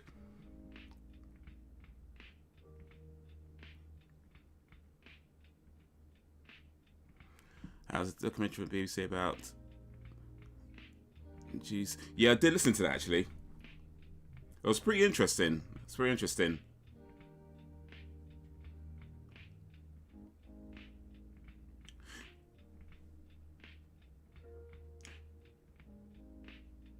Yeah, see, nothing in this movie up until this point makes me believe that they can dance like this, actually. Like, I mean, the dancing's, you know, whatever, right? But I'm just saying, like, there's nothing in this movie that made me think like they actually came up with this dance. So, like, considering TikTok's reputation, I'm more inclined to believe that there's somebody on TikTok that came up with this dance and they ripped them off. Is that Matthew Lillard? Ah,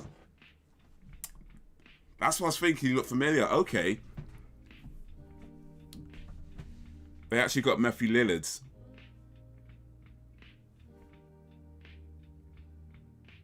I was thinking he looks familiar.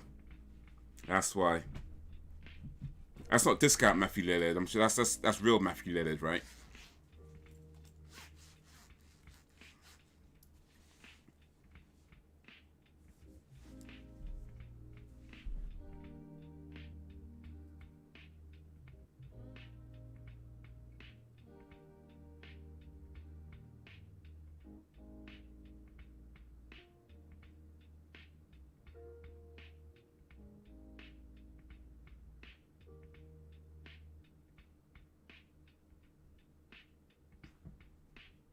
Who will always be Stu. Stu? Who's Stu? I know Matthew Lillard from Scooby-Doo.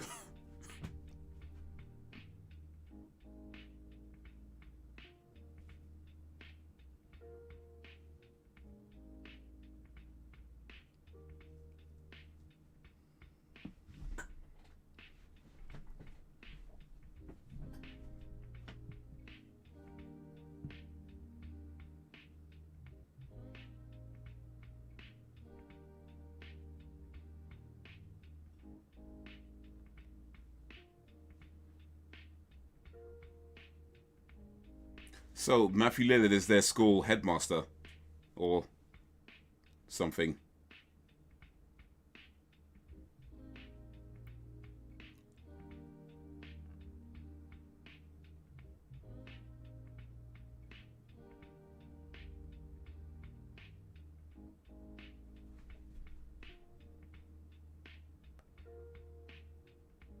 Oh, okay. Yes, yes, yes, yes, yes, yes, yes, yes, yes, yes, yes.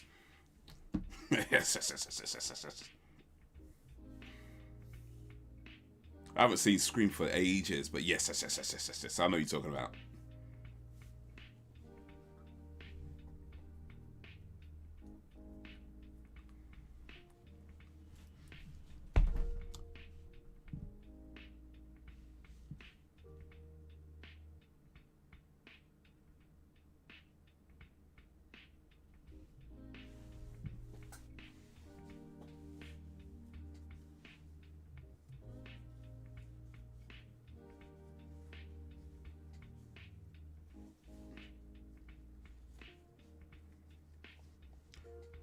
It's a joke that you made, but it's kind of a serious thing as well. The woman who's going to be forced to dance.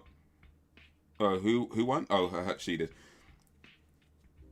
The woman who wins is going to be forced to dance with the guy behind him. Like, it sounds like a joke, and I guess they didn't mean it in a serious way, but at the same time, it's like, yo, that's pretty much what they're doing.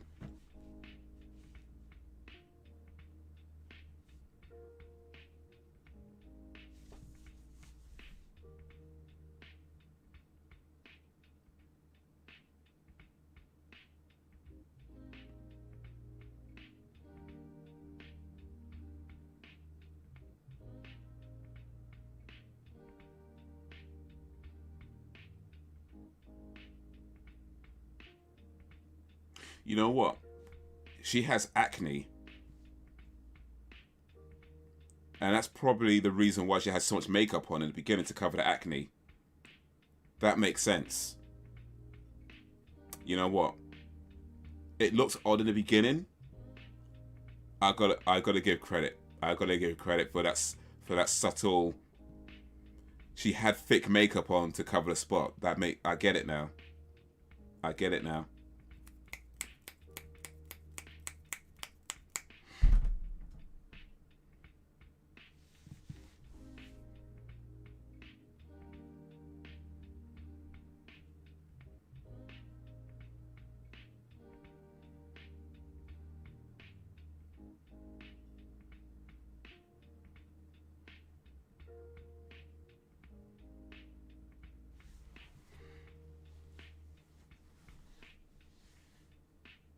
doesn't explain that everybody else has caked on makeup though, so I'm just gonna put it out there. I'll allow her for having caked on makeup, but everybody else.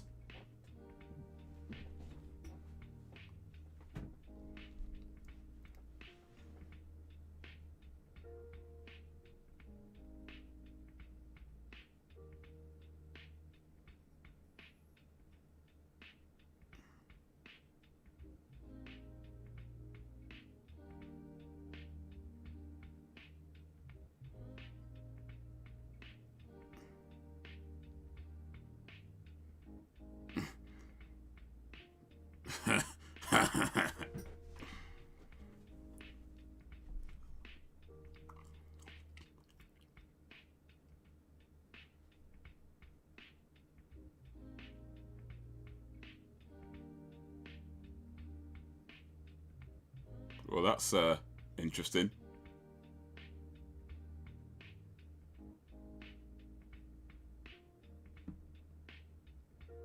Sometimes a lot of makeup is needed.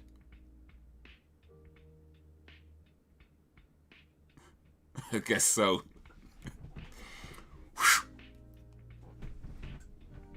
Oh, what just happened? Oh, there we go.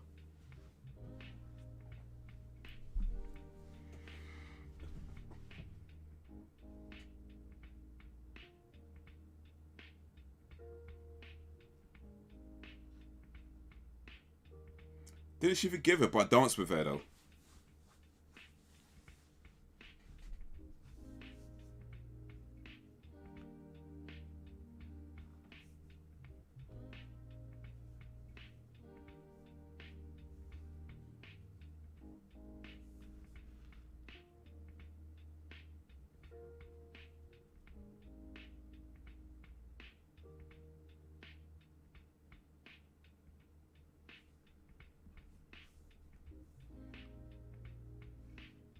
You rode a horse to school, you know.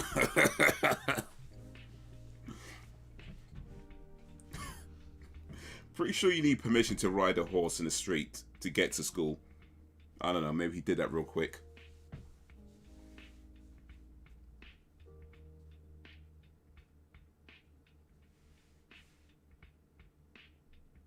No, fair enough. They explain that bit.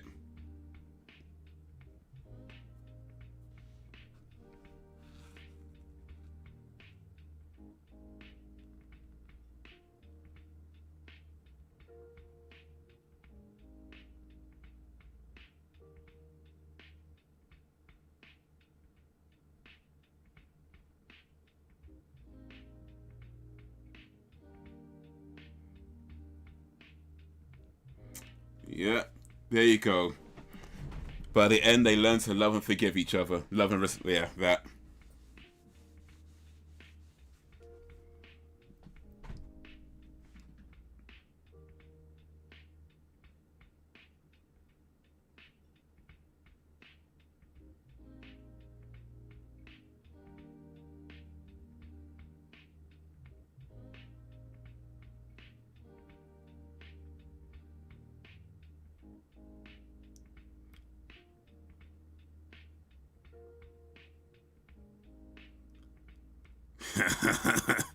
He's got some moves.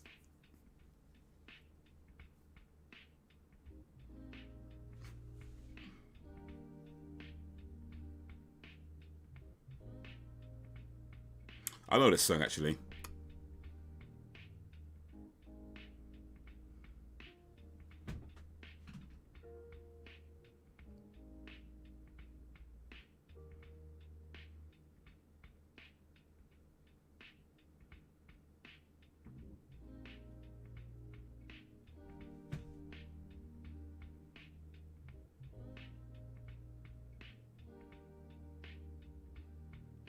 I can't remember who it's by, but I know the song.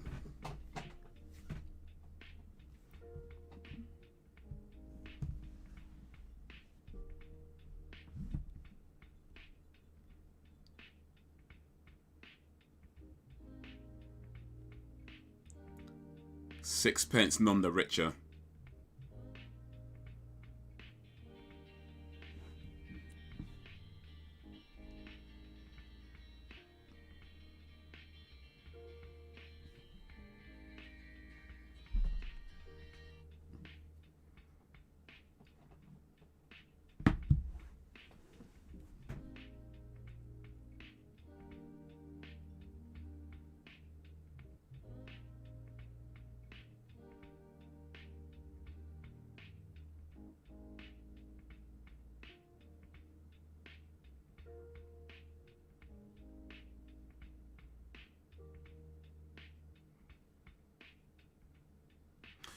So that was He's All That.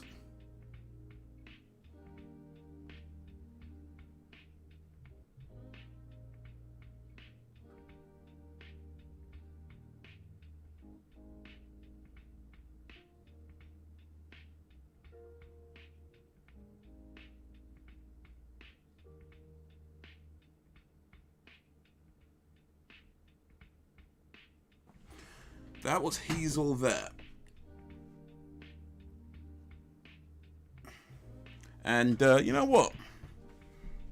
At this moment, I mean, it definitely lived up to what I thought it might be in terms of not exactly a good film, but you know, I have to give credit where credit's due. It did a few things different, you know, a few things I thought were pretty cool, but yeah, that acting was terrible.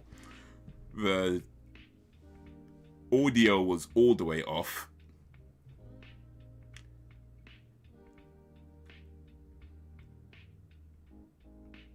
Matthew Lillard, there you go.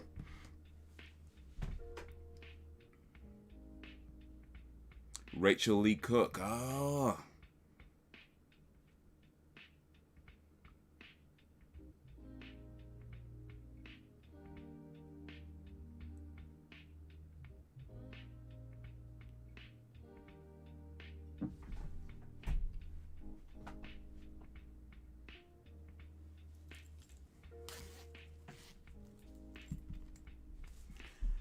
But yeah, you know what? It was alright. It was alright. I think alright,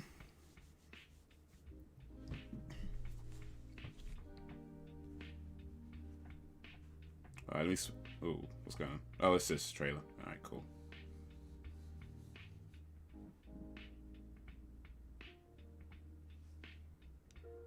That's pretty cool. Had yeah, it did a lot of stuff that rom-coms typically do, you know. A lot of rom-com staples in there. But you know, did a few things different. So like I said, you gotta give credit where credit's due. But yeah, it definitely it was well, they tried. These young kids tried. Rachel Lee Cook was in She's All That. I see. I've not seen She's All That. It was such a long time ago, though.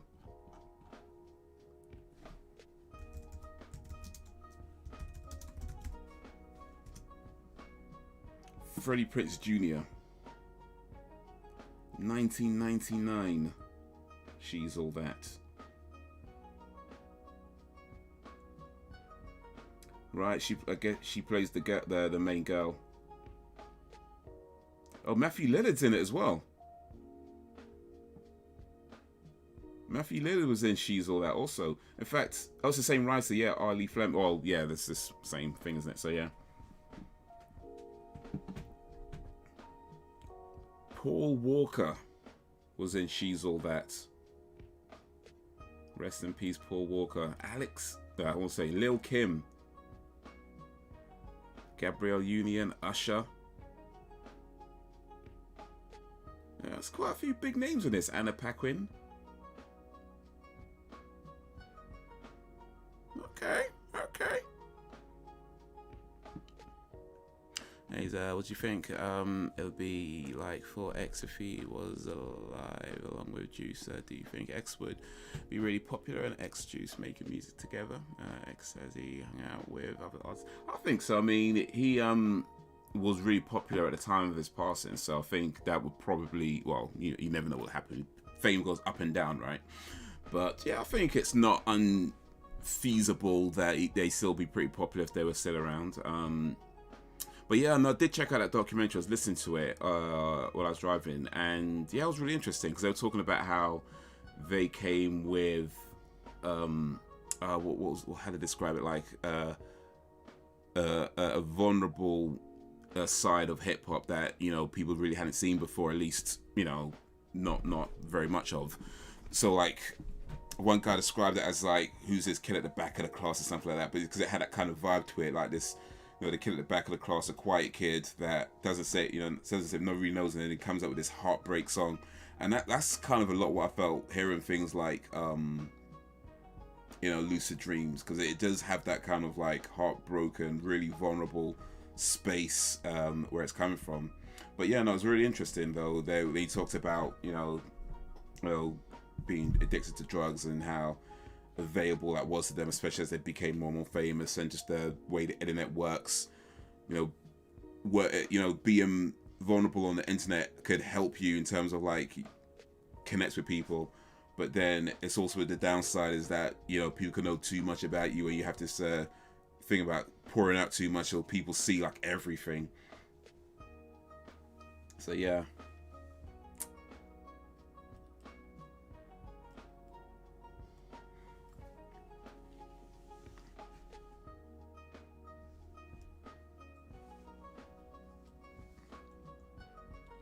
She's all that gets all the big names. He's all that gets out of like actors. You know what? That's that's yeah. That thing up there, yeah. They did She's all that, and they got like big stars to do cameos or main roles or whatever. They do He's all that, and it's what, some girl from TikTok. Peyton May, that guy who played Jordan Van Dranen, Peyton Mayer. He did look familiar though. Like, where have I seen him before?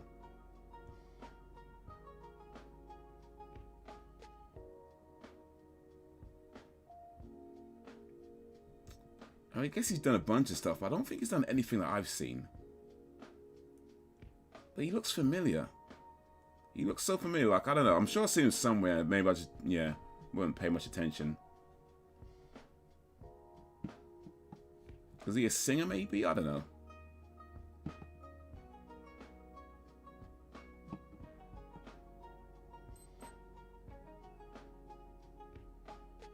I don't know, man. I don't know.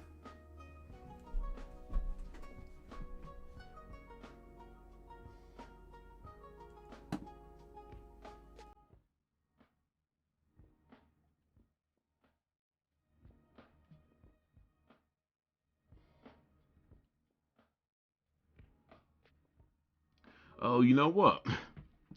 You know that girl, the woman that we thought that was saying that looked like Kim Kardashian. The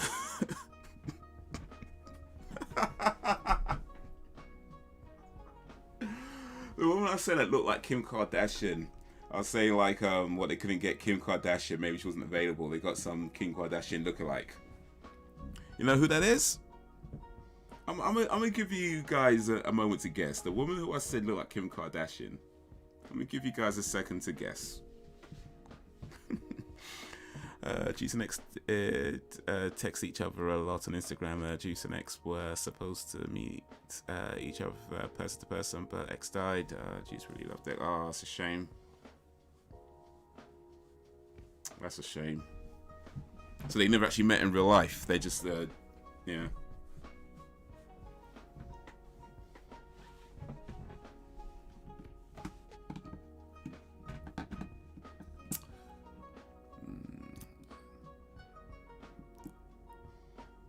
Kendall Kardashian. Well, you know what? You're not too far off, actually, with that guess. It's Kourtney Kardashian, which is a Kim Kardashian's sister. So, yeah. It makes sense why she looks like, well, they look similar then, I guess, if they're actually related in real life. But, yeah, that's Kourtney Kardashian, Kim Kardashian's sister. I just think they just found some actress that looks like Kim Kardashian. It was like, yeah, let's throw her in the movie. See what we can get. But it was, well, I don't know, maybe it wasn't too far off.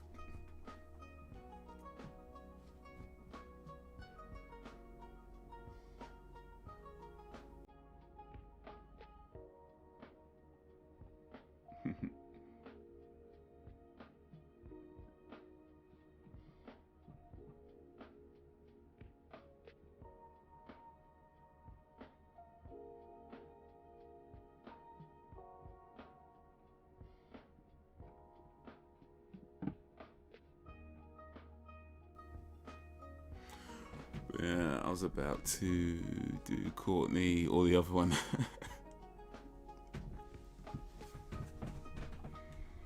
But yeah, it makes sense why she looks like Kim. They are related in real life, so that just makes sense, I guess.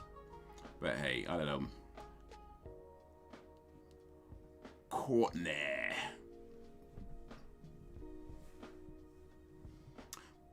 By the way, it's not Kendall Kardashian, it's Kendall Jenner. Just so you know, Kendall Jenner. And yes, I am embarrassed that I know that. Just so we're clear, I'm very embarrassed that I know it's Kendall Jenner and not Kendall Kardashian. But yeah, it's Kendall Jenner.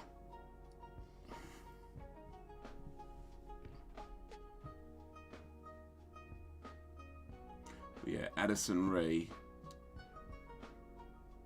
the star of the show.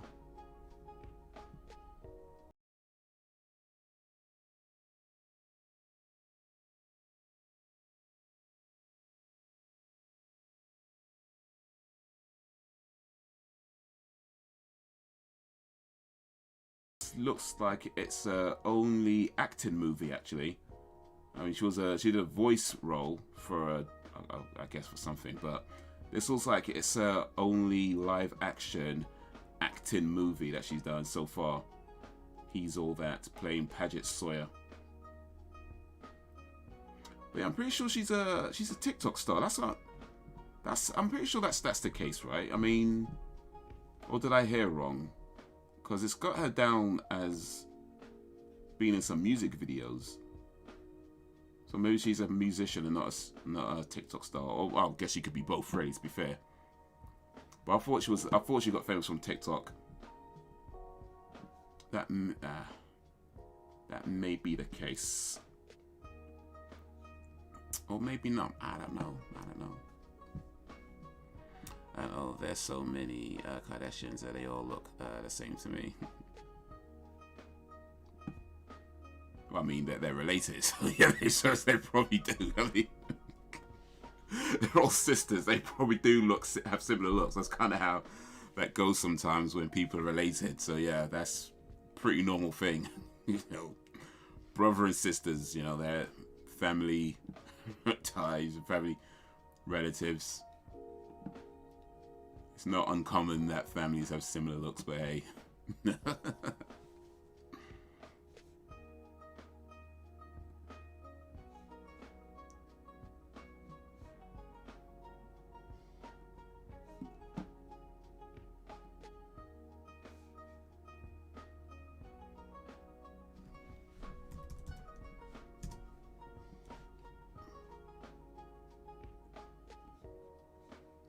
Alright, let me see here. I'm on TikTok right now.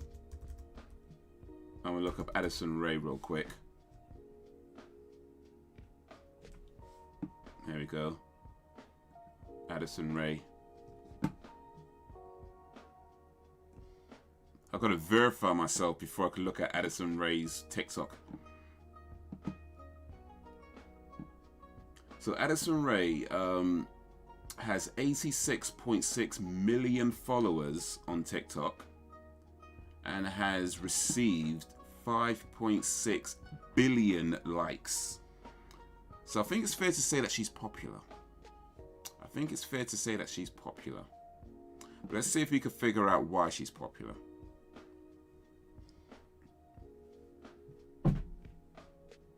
Maybe that's why they got out of work actors. They blew their money on Courtney.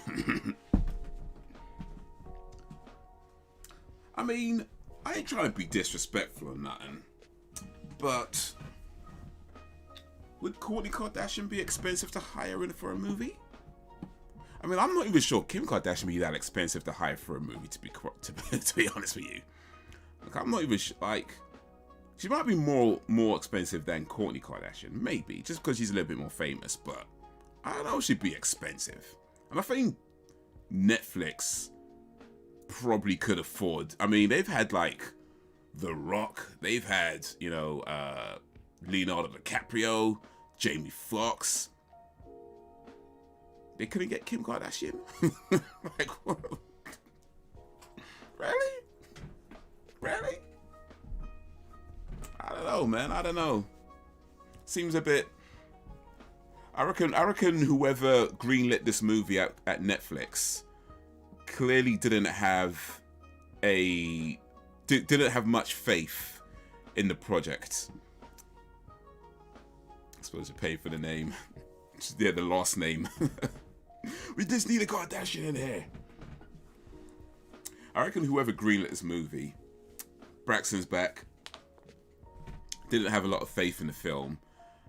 And when they were discussing the budgets, they were like, okay, we want, we want $60 million for this movie because we want to get Kim Kardashian, we want to get Zendaya, we want to get all $60 million, right? Dude was like, I'll give you £5. That's my guess of what happened. He did not have much faith in this movie. He was like, mate, I'll give you a £5. In fact, I wouldn't be surprised if it only got greenlit because somebody lost a bet. Like, I'm just saying, I would not be surprised. So I'm looking at, let me show you guys actually. Well,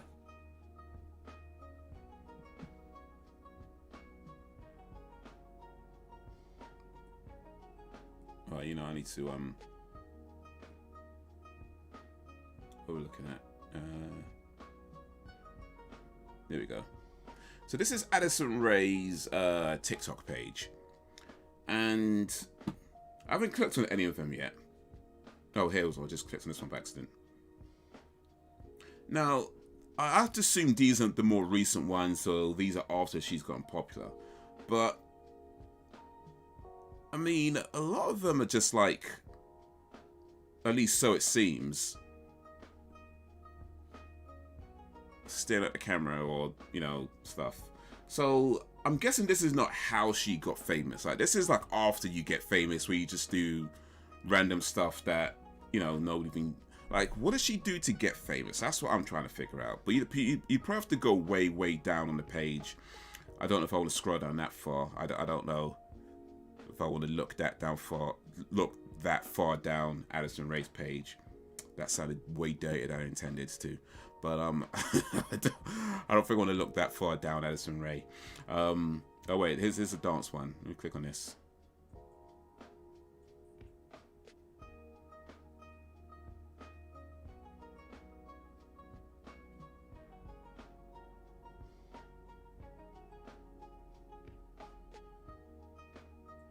Yeah, okay. That was that. But TikTok's a weird place though. Like, there gets a lot of criticism for people getting famous or people getting oh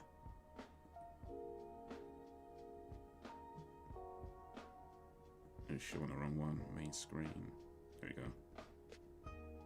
Chrome. There we go.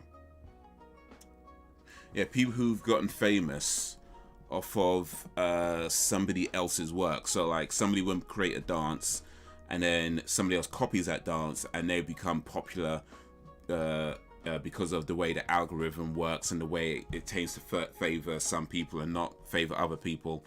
There's a lot of accusations of like racism on TikTok, the way it favors certain creators. There's a lot of accusations of people, like putting stuff up, getting ripped off. Yeah. But I think the reason why it survives beyond all of that is because fundamentally it is a place where you can put out a video real quick, little to no effort, right? And yeah, it's there, right? You're generally not overly worried about this, that, and the other, and the way it tends to promote videos. Like, even if you're not popular, you can still get a decent amount of views on your videos. So yeah, I think there's reasons why people still go back to TikTok, even though there's so many accusations about the algorithm, about the way it treats creators.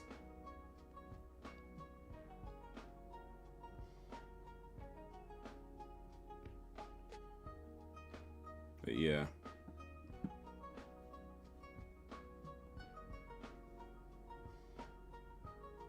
That was Addison Rae.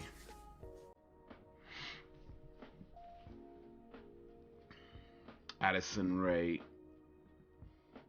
Apparently.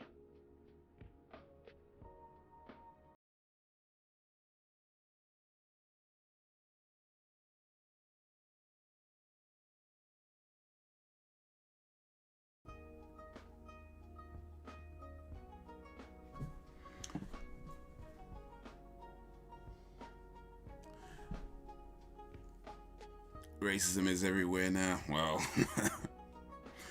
well, not just now, but yeah. But yeah, I mean, I don't know. I mean, I do post on TikTok, and my personal experience has been okay, I guess. I mean, I don't know if I've been on.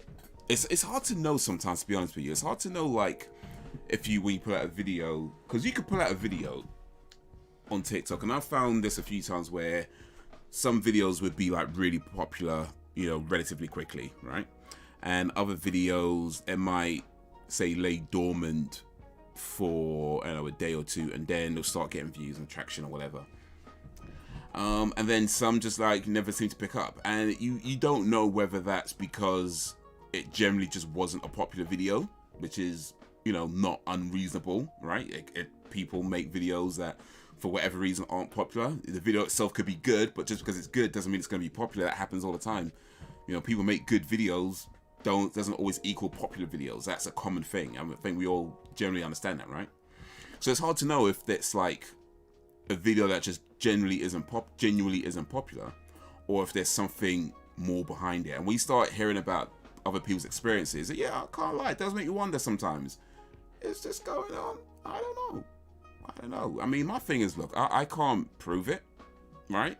I can't prove it, so I'm not saying that means it doesn't happen, or I'm just going to pretend like it's not a problem, but at the same time, I feel like I'm not going to let it consume me either. You know, like, I don't want to be one of these guys that gets so into an idea that something is happening that they don't express themselves in the way they, you know what I mean? I don't know if I'm saying that the way I'm trying to think it. They've even made a documentary about it. Just, man, all conversations seem to come back to racism. Don't get me wrong. It's good to talk about it now. It's polarizing. Indeed. But yeah, I mean, it's a thing that's like, it is like so ubiquitous, right? But at the same time, you never want to be that guy who's like, everything is racist, everything is sexist, everything is homophobic, you know what I mean? You don't want to be that guy, because I feel like when you do that, you kind of take away from what's really happening, and you're not allowing for nuance and just genuine mistakes. You know, not everybody's going to get everything right. It is what it is, right? Some people are going to say things that they just genuinely don't know is the wrong thing to say. But yeah. I try not to, I mean, I put out videos on TikTok whenever I feel like it. Like, I think one of the problems, not even just TikTok, to be honest with you, I think one of the problems with social media in general that a lot of people have is that they try to feed the algorithm. And I don't want to do that. Like, I decided a while ago that I'm just not trying to do that. That's not to say that, you know, I'm never going to put out a video that might, you know, take advantage of certain trends or whatever. Of course, you do that when you can, but I don't want to be that the type of creator who's just like constantly trying to put a video out to feed the algorithm, because you're gonna get a video at this time, and it's gonna be this length, and it's gonna be this much. I don't want to do that. You know, if I've tried it a few times, I'm not saying I'm never ever gonna do it again, but I don't want to be that who's always doing it, because it's draining. You know, it's draining, and it just isn't for me. I'm just not that guy. You know, I'm just not that guy. So, and I think like when you try to do that, certainly when I've tried to do that, like I said, it's draining, and it's just so like, you're constantly second guessing yourself, and everything is like a problem. And sometimes, you know what, let's be honest, sometimes you're just going to bring it back to yourself. Sometimes your video just wasn't that good. You know, I think sometimes you gotta bring it back to yourself. Your video might not be that good, or at the very least, it's just not something that other people care about, and that's fine. Sometimes you put videos out, and it could be that you and very, very few people actually care about the video that you're making. It is what it is. You know, you can't force that. You can't force people to like your stuff. You know, they're either gonna vibe with it or they're not. And it sucks when they don't, but hey, you either make the content that people want to make, if that's what you want to do, or you keep doing the content that you want to make, knowing that it might not be what people want to see. Either way, you take a risk. You know, there's no right or wrong answer. There's no easy choices. You know, if you make videos that people want to make that you don't particularly care about yourself, you'll drive yourself crazy doing it, right? If you make videos that you want to see but other people don't really care much for, then yeah, you may never make a living out of your craft. You take a chance either way. You know, like, there's no easy answers. There's no right or wrong answers. It's just whichever you feel is best for you. But sometimes you just gotta accept the fact that it's not always going to. I mean, because when people talk about like these algorithms, like, you know, racism and TikTok and things like that, like, look, I don't know the people at TikTok. For all I know, they could be the most racist people in the world. For all I know, I wouldn't know. I don't know them. But it could also be that the bottom line is that the algorithm responds to how people interact with the platform. And if people interact with the platform in a way that doesn't benefit your videos, and it turns out it doesn't benefit other people's videos who are, say, of the same ethnicity, it might not necessarily be that TikTok itself is racist. It just might be that TikTok invites a bunch of people that, it is what it is. Like, you either carve out your own niche and work within that. I don't know, man. When you complain, you remain. Sometimes I feel it's a scapegoat. Call someone a racist, then you don't have to look at. Yeah, no, 100%, 100%. That is true. Well, that is as true as I believe it to be true. And I think it's just too easy to like throw accusations around without really having any kind of way of backing it up, you know. And I remember one time I was writing for a blog. This is years ago. The fact that I was writing anything. But anyway, I was writing for a blog. And one article I wanted to write was about, I built a computer. It was a self-built computer. You know, you buy the parts to put it together, right? But the thing that I was focused on at the time was buying parts from companies that had ethical policies. Because, well, just real quick, when electronic parts are being made, and the materials and the elements, what they call, not the elements, the minerals that are used to make the components aren't always sourced ethically. Like, there's some often coming from, you know, places of like conflict, you know, violence, you know, kids being stolen from their homes. You know, it's pretty horrific stuff, right? I know people being forced to work, kidnapped, killed, you know, forced to work in mines to you know, mine out these minerals, and then, you know, they're sold to these big companies to make massive profits. So yeah, I was looking for companies that had an ethical policy that stated that they you know, are responsible about where they source their materials from. Of course, it's difficult to do that sort of thing because, anyway, that's what I was doing at the time. Without getting too much into that whole side of things, I was looking at companies that sourced their materials ethically and responsibly. And so I was writing the article about that and about, you know, building that computer. And the person who's sort of running the blog site, and I guess no fault of her own, and I don't mean it that way, because I guess, to be fair, it's not something that not a lot of people know about, but a lot of people don't necessarily know about. But she kept wanting to have the article in a way where it's like, you know, this company is bad, this company is good. Where it's just not that simple to say, you know, this is the company to buy from because they do everything right, and these are the companies to avoid because they do everything wrong. It's not that simple. There's nuance to the whole thing, right? But the truth of the matter is that if you're reading an article, if you're somebody just reading that thing, it's so much easier for you to be like, oh, okay, that's the one to avoid. They're the bad guys, rather than, you know, okay, so I need to consider this when buying something and maybe look out for these sorts of things because things change over time, and how, you know, that's far more work on their part. Like if you're reading it, like if you read an article and you're like, okay, I wanna buy ethically sourced components as well. The fact that you're reading something that's telling you that, yeah, you might have to actually take several steps to kind of figure out who the companies are buying from, and even then you can never really 100% guarantee that they're doing everything right anyway. So it's always going to be some risk factor involved that you can never really be entirely sure of how these things come to where they are. That's much more to take in than this company's good, this company's bad. So yeah, I feel like sometimes article writing, it probably does. I kind of lost my point, but I think hopefully you know what I was trying to say. You know, people, I feel like sometimes just want the simple, you know what I mean? The simple kind of answer of, oh, he's a racist. Oh, he's a sexist. Oh, he's a homophobe. You know, that sort of, they want a simple answer because that's easy. That's like, oh, I could avoid that guy because they're bad.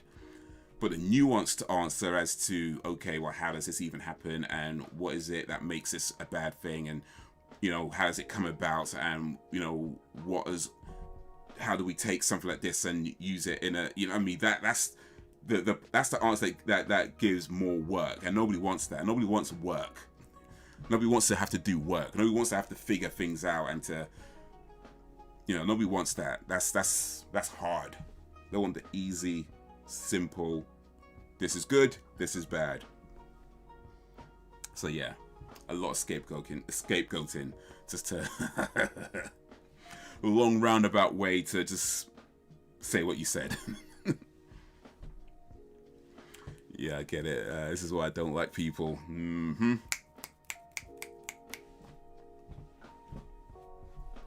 But yeah, I mean, the way the world is, there's a lot of stuff happening in the world that is not good, right? And you know, you try to do what you can in terms of not supporting like horrific companies and, you know, that sort of thing, right? But yeah, I mean, the truth of the matter is that it's not always going to be a simple thing as to say, oh, boycott Amazon or boycott Apple, or, you know, it's not always that simple, because that doesn't necessarily change anything. You know, that's the truth, right? It doesn't necessarily change anything. I mean, don't get me wrong. I'm not saying don't do it, or it doesn't have any impact at all, or, you know, because it can. But it's not the end of the discussion when you say, okay, you know, Apple were, you know, making their iPhones in this factory that had high suicide rates because the work conditions were really, really bad. Okay, let's boycott Apple. All right. And then what? The work conditions are still bad, and it's still committed suicide. You know what I mean? It's what really happening? What's really happening? But hey, like I say, nobody wants a complicated answer. And let's be honest, nobody's boycotting Apple. Nobody's boycotting Apple. The only people boycotting Apple are the people who don't use Apple products to begin with. Like, they're the ones like, yeah, boycott Apple, boycott Apple. Well, I ain't gonna own Apple stuff anyway, so whatever. The only people boycotting Apple are the people who just don't buy their stuff anyway. Everybody else, it's just lip service. But hey. Ooh. But yeah, TikTok. That's how we got into the subject, TikTok. Addison Rae, star of He's All That, is a TikTok sensation with millions and millions of followers. So good on Addison Rae for doing whatever she did to get to where she was, which probably involves ripping somebody. I'm just guessing, by the way. I don't know, but I'm guessing probably involved ripping off somebody. But hey. I'm just some Ghanaian in there.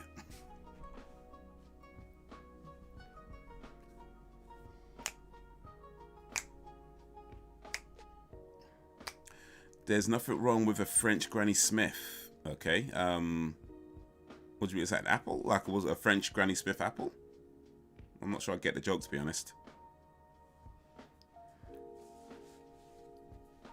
People want to be social justice warriors, but ain't sorted out their own lives. Oof. Yeah, people are weird. Yep. Yep. You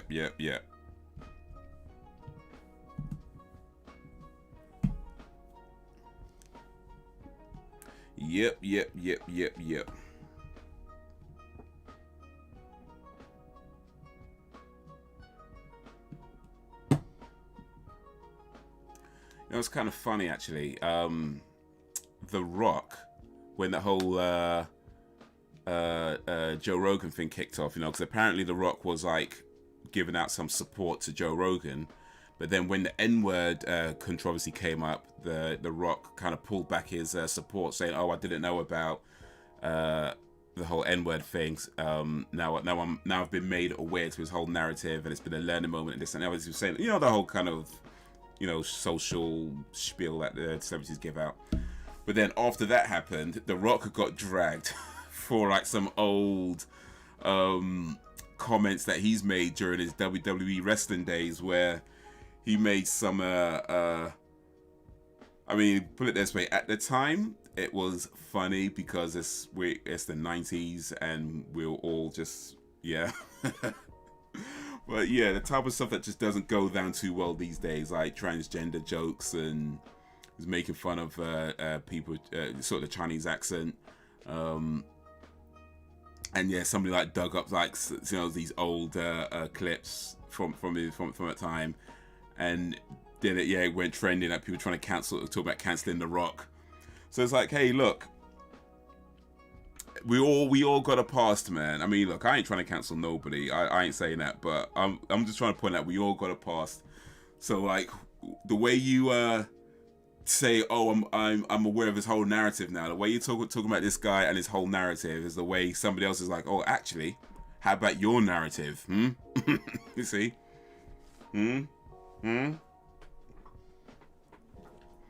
But yeah, that's how it goes, man. Listen, there's an old saying. It's from the Bible. I know you guys aren't religious, but I feel like this rings true. Let he who is without sin cast the first stone. I feel like that rings true in this whole thing, because people quick to like put somebody down and say, oh, they're a bad guy, or this and that other, and it's like, yeah, what about your past, huh? We're gonna dig up his past. How about your past? So I'm pretty sure all these celebrities, as innocent as they like to come across, they got something. They all got skeletons in the closet. It's just how far you willing to deep to get to those skeletons. That's what I'm saying. I'm just saying. But yeah, cancel culture is just a weird. I mean, if you about cancel culture, I think I've said this before, but I mean, just the general idea of not wanting to, you know, listen to a musician or watch a celebrity or whatever it is because they did something you don't like. I mean, I feel like that's generally fine, right? If they do something that you don't particularly like for whatever reason, you don't have to watch them. You don't have to support them. That's fine. But yeah, I feel like it's just more of this sort of mob mentality that seems to happen, where everybody feels like empowered to try and ruin somebody's livelihood just because of an opinion that they had 10 years ago or something. It's just ridiculous. It's like, bruh, let's look at your past before we start trying to cancel somebody else, huh?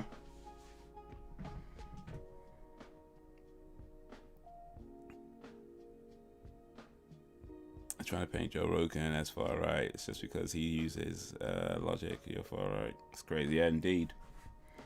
They're saying there's one. It was what's his name? Russell Band.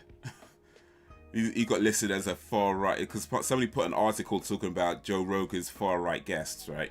And they had Russell Brand listed as one of his far right or right wing guests. It's like, what? Russell Brand? Have you watched any of his shows? Like this? Hey,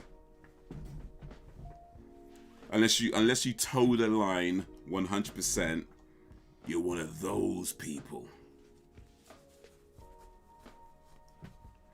Look, I'm from the part of the US that has a dark history of blatant racism and anti-blackness. The South, and that mindset is still alive and well around here. But mainstream will have believe the okay, because there's more to come. There's more to come. Cool.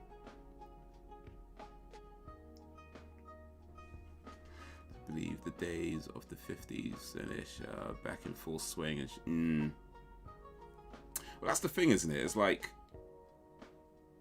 as much as you need to acknowledge that, you know, things aren't necessarily where you need them to be or where you want them to be, and there's still work to do and there's ways to go and there's still, you know, injustices and stuff like that, right? You need to acknowledge that, but at the same time, I think it's important to acknowledge that there have been improvements. Like, you can't just focus so much solely on the negatives. Like, you need to acknowledge that there have been improvements. Like, it's not like it exactly was way back then, you know?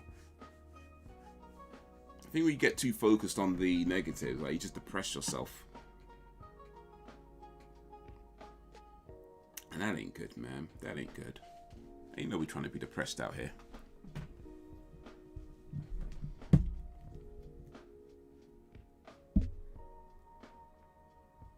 Not going around on mainstream media, I question it straight away.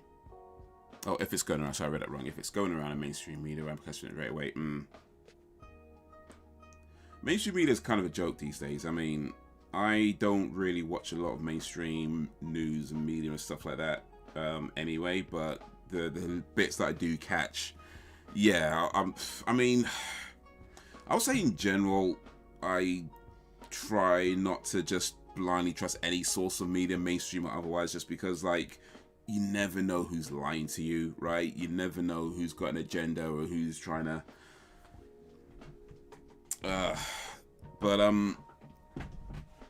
yeah, certainly when it comes to mainstream stuff, there's definitely much more of a side eye to it when it's like,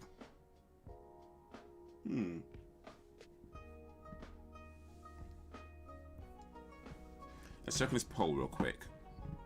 I'm not going to end it just yet. I'm just going to check on the poll. Werewolves are winning. Nobody wants to be a zombie, though. Nobody wants to be a zombie? Not a single anybody? 60% is saying werewolf, 40% saying vampire, 0% said zombie.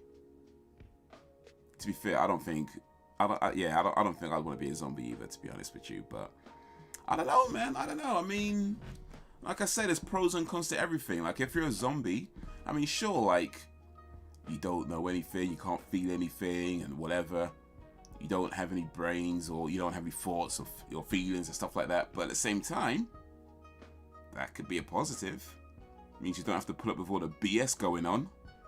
I'm just saying, like, if you have a consciousness, you got to put up with all the BS that goes on in life, in the world, right? If you don't, you're just around, you just eat. That's all you know. You eat food, you eat people, and that's it. That's your day. That's your life. It's eating. I'm just saying. You might not have a consciousness, but hey, there's pros and cons to everything.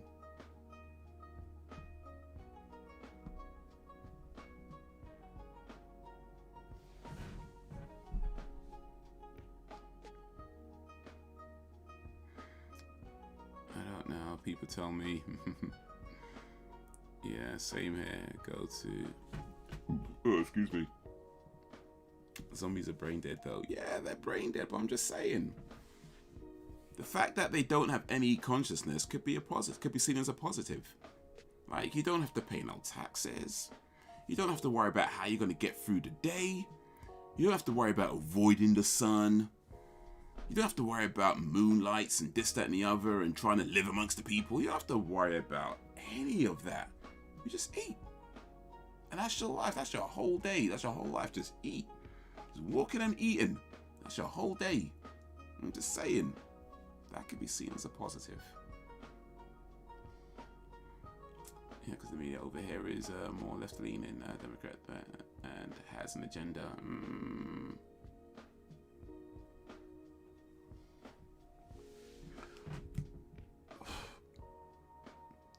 An agenda.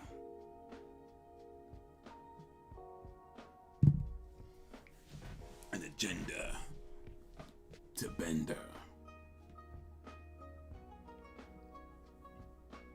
Later zombies from Resident Evil.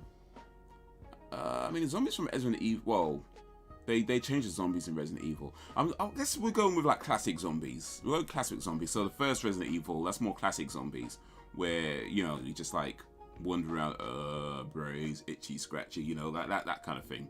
Well, not itchy, tasty rather. Itchy, tasty. That's the classic zombies.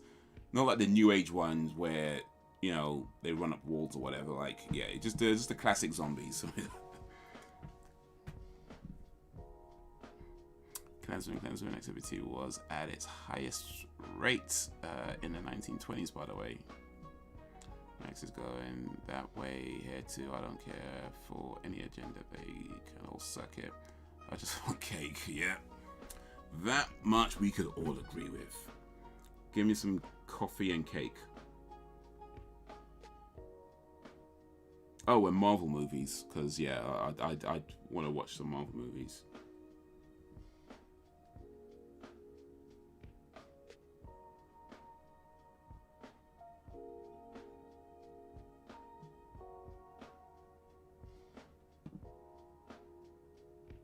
We gotta have Marvel movies. I mean, Avengers, yeah, we gotta have that. We gotta have that. Coffee, cake, and Marvel movies, and I think we're good.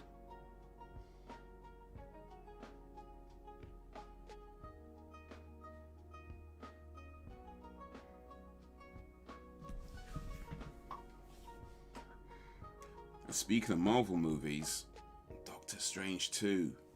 I don't see when it was out, but I think it's out soon because I know they're promoting it now. But I don't want to watch that trailer. Ooh, I do not want to watch that trailer.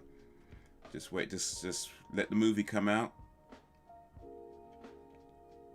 Uncharted is out now, I think, actually, but I haven't seen that. I think I'll wait till that's on like streaming or something. I don't think I would want to go to cinema and see it. Like, it looks like, I feel like I'd enjoy it. I'm not sure it's a cinema movie for me. Like, I'm not convinced I want to see it in a cinema. You know, like, I feel like that's the movie I'd rather wait till it's on streaming and then watch it there. But The Batman, ooh, that's out next month. I think that's a cinema movie for me. I think The Batman is a cinema movie for me. That looks pretty sweet. That looks pretty, oof.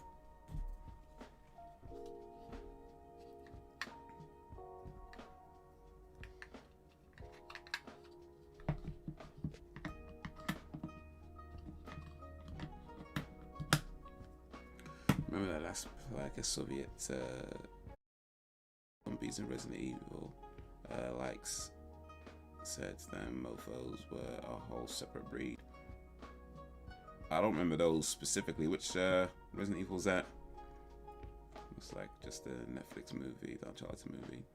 I mean, it looks pretty good, to be fair. It's just I feel like I don't wanna see it. I mean, put it this way, like, I watched the trailer and I liked the trailer, right? The buzz around that movie seems to be pretty low, and I very much in like that mode right now where I need to save money for certain things. So I'm not just gonna go see every movie in the cinema. So there's that. So I do kind of think about, okay, do I watch this in the cinema or do I wait till it's streaming or whatever, right? And like I say, it looks like it's a good movie. I think I probably would enjoy it. I'm not sure it's gonna be set the world on fire. I feel like the general kind of buzz of it seems a lot of people probably won't like it, but I feel like I personally would enjoy it. But that being said, yeah, I think this is the one to wait till it's streaming and then check it on that. But The Batman, yeah, that's getting my money. I think that's gonna get my money.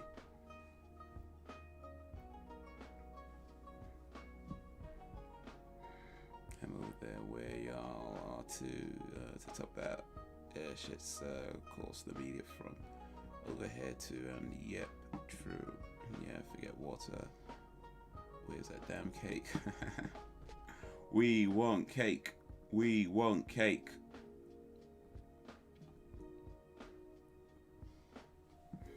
I had some cheesecake the other day, actually. It was a New York cheesecake, which really, as far as I can tell, and maybe I'm wrong on this, but as far as I can tell, a New York cheesecake is a vanilla cheesecake, right? I mean, I'm pretty sure that's what it is. It's a vanilla cheesecake.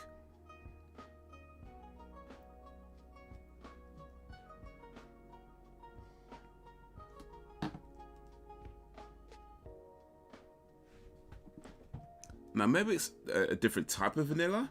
Like this one said Madagascar vanilla or something like that on it. So maybe it's that.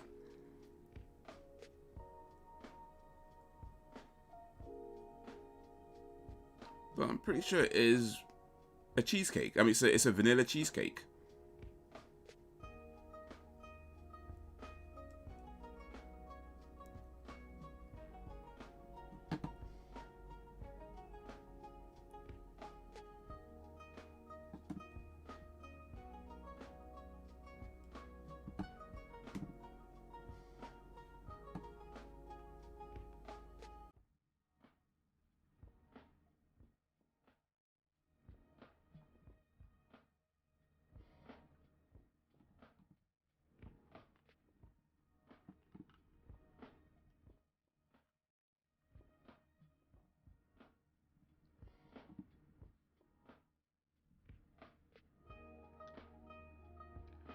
We were just sit back and enjoy our cake, yeah, and cake of cheese. Yeah, carrot, vanilla, red velvet are my favorites. Oh, red velvet is nice. I actually had red velvet for the first time when I was in New York, and yeah.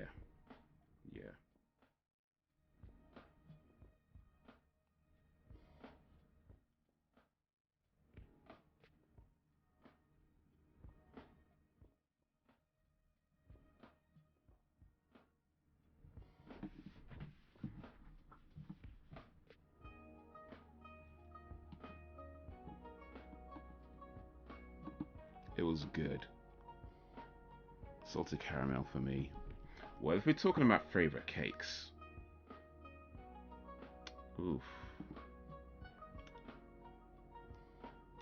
that's a tough choice, you know.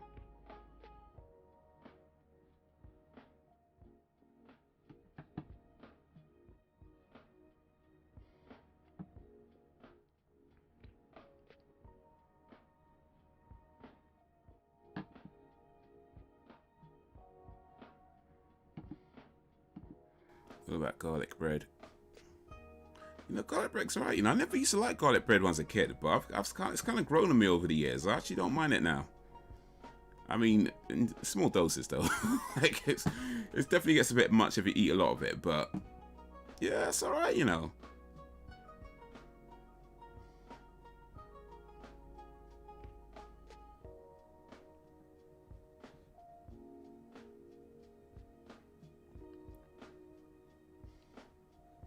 So I'm thinking for the next movie night in a couple of weeks, we go with Cradle of Fear on Netflix, starring Danny Filth. It's a little bit longer, you know. It's 2 hours and 4 minutes, which is a little bit longer than I prefer for a movie night, you know. But you know, sometimes it's okay to go just a little bit longer, But what do you guys think? Let me read the blurb. Even though child killer Kemper is locked up in an asylum, he finds a way to continue his bloody spree through his devoted servant, who's eager to exact vengeance on those who put away his master. That's the synopsis. It's a 2001 movie, British horror film starring Danny Filth, Emily Booth, Stuart Lang. It's classed as violent, dark, and is directed by Alex Chandon and written by Alex Chandon as well. So, what y'all think? Cradle of Fear for the next movie night? Sam's down. Awesome.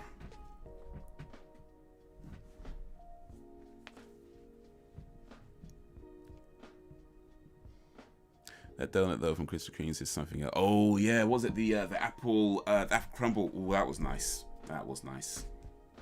You know, I'm gonna have to do a side by side with the apple crumble and the strawberry and cream donuts, because like I've had plenty of that strawberry and cream. I've only had the apple crumble one once, so it's like it's hard to like, you know, compare when they're apart. So yeah, I'm gonna have to do it side by side, see which one I like more. But yeah, they're yeah.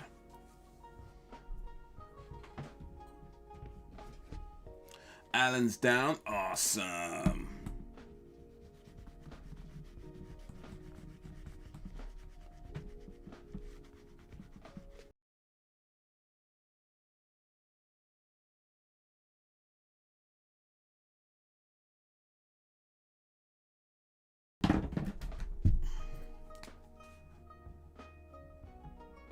Write this down, Cradle of Fear, so one does not forget it. Well, I mean, I can still forget, but hey. Krispy Kreme being gone away from this area a couple of years ago. Just Dunkin' and a family-owned donut shop in this area called Southern Made Donuts. It's the one in the whole. It's the one in the whole country. No Krispy Kremes though. Ooh, that's tough. That's tough. I mean, to be fair, like Krispy Kremes. I mean, here's the thing. Like Krispy Kremes, I feel they're amongst the best donuts out there, but in my opinion, they are not the best donuts out there. Like I feel like there are definitely a few places that do like just better quality, better tasting, and just a better kind of donut eating experience than Krispy Kremes. That being said, man, I don't know if I'd want to live in a place if there's no Krispy Kremes. that might be a deal breaker for me, to be honest with you. That might be like, you know what? I think we need to move somewhere else, actually. We need to move somewhere else. Because here's the thing, as much as there are better donuts, in my opinion, you can get, Krispy Kremes, for me, I feel like they're like when you're in the mood for something good, but you don't, you know, you're willing to spend a little bit more money, but you don't necessarily want to spend a lot more money, you know, because the ones that I feel are better than Krispy Kremes, they're like, you know, £5 donuts, like they could be really expensive, and although 100% totally worth it because they're that good, you know what I mean, it's still a bit of pricey side, and you don't really want to be doing that each and every time. So those are more like a once in a while treat yourself type thing. Whereas a Krispy Kreme's, I mean, that's all once in a while, but you know, Krispy Kreme's a bit more once in a while, but a bit more frequently because, you know, it's a little bit cheaper. But at the same time, you know, you could kind of be like, okay, I could get me 1 or 2 Krispy Kremes every now and then, and you know, it's cool. And then maybe, I don't know, once every whatever, you could do one of the more expensive ones because then you got to treat yourself every now and then. So that's how Krispy Kremes is for me. So if there's a place where it's like there's just no Krispy Kremes around, I don't know, man. That could be a deal breaker for me, to be honest with you. That could be a deal breaker. That could be like, so close, so close. That's what it could be. Same way I feel about chicken shops. Like I feel like I need to be ideally within a 5-minute walk of the nearest chicken shop. Ideally, like that. I mean, that's less of a deal breaker, especially now because you can get stuff ordered and delivered to your door pretty easily these days.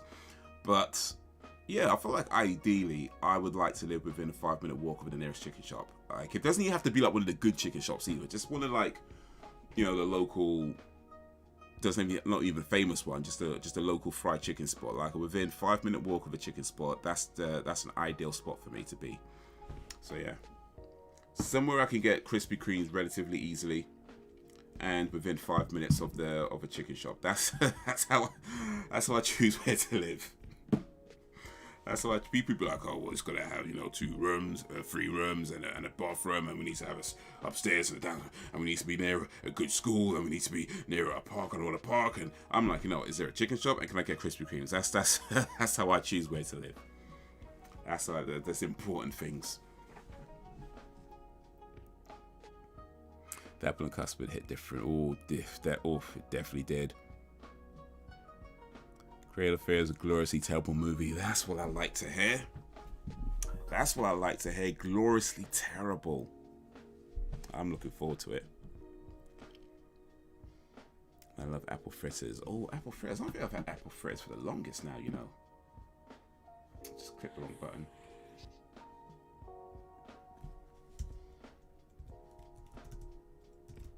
I don't think I've had apple fritters for the longest. I can't remember the last time I've had apple fritters even, you know.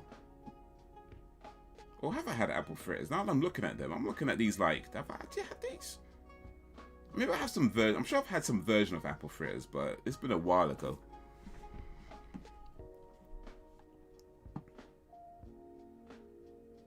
Crispy's like, Greg's, can you beat Greg's sausage roll? Well, I'll have to take your word for on that one.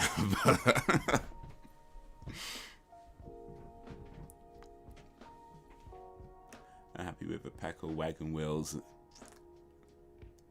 Alan's easy. Wagon wheels, though. Not even 2 packs, just 1 pack of wagon wheels. He's like, I'm good. Actually, no, you get 2 in a pack with wagon wheels, don't you? So, yeah, fair enough, fair enough. Plenty of chicken places down here in the south, especially Popeyes, KFC, Raisin Cane's my fave. Yeah, we got KFC, of course, because, you know, they're worldwide. But Popeyes, we don't have. Raisin Cane's, I don't even think I've heard of those.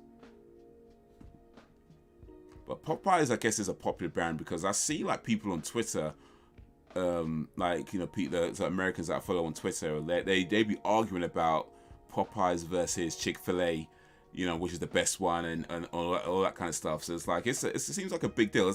It's probably the equivalent of, in London, we argue about, like, best chicken spots. It'd be Sam's, Chicken Cottage, and if you're in South London, then it's Morley's as well. So those are the 3 main ones. Really, Sam's and Chicken Cottage are the main ones that is like who does the best for Sam's or Chicken Cottage. Then Morley's only comes up if you're in South London. So but yeah, I feel like that's the equivalent. But I don't know if they're as famous outside of London as Popeyes and Chick-fil-A seem to be.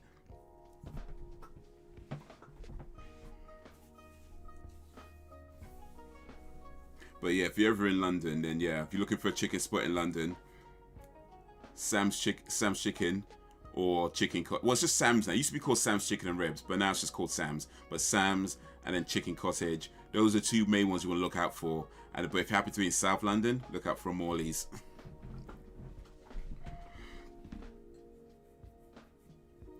They do have Morley's in North London as well, by the way, but they pretty much dominate South. That's how it is. Morley's pretty much dominates South London, but they got a few spots up above the river. But yeah, below the river, it's Morley's. Above the river, Sam's, Chicken Cottage. Sam's and they're below the river as well. By the way, just to be clear, you can get them all over the place, but it just seems to be that Sam's and Chicken Cottage are mainly above the river, and then Morley's is mainly below the river. The River Thames, by the way, when I say the river, I mean the River Thames. It cuts through the middle of London, well, pretty much kind of goes up and down. But south of the river, Morley's, north of the river, Chicken Cottage, and Sam's.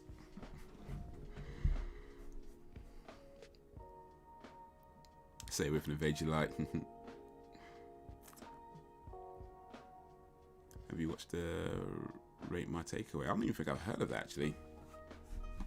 The Vegetable Delight. Yeah, I allow that. That's not even real food.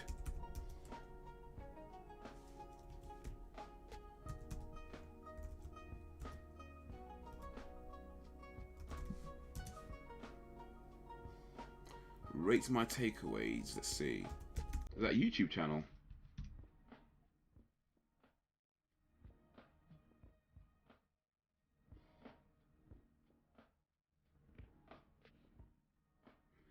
Danny Malin goes viral with Rate My Takeaway videos. Yorkshireman's YouTube... Oh, it's a YouTube... Okay. Where he rates takeaways across the country has gone viral. Danny Malin, who lives in Leeds, makes videos for Rate My Takeaway channel, and they have been watched millions of times over the last few weeks. Okay. Has been taking the picnic table to independent takeaways across Yorkshire and the rest of the UK and rating their food. You know, this sounds like there's another guy on YouTube called The Connoisseur.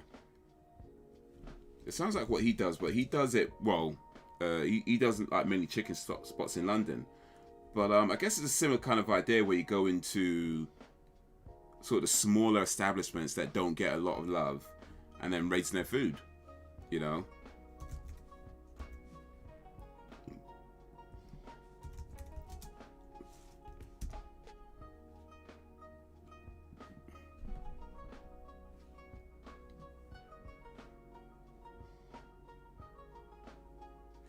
Join Danny on his search to find the best/worst takeaways. Rate my takeaways, your video guide to finding the best places. Oh, okay, cuts off after that.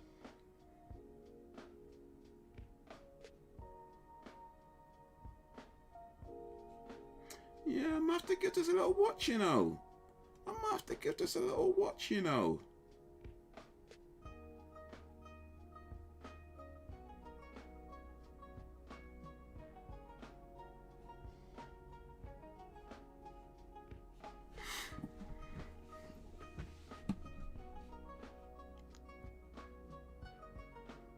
Yeah, it is. Because check this out.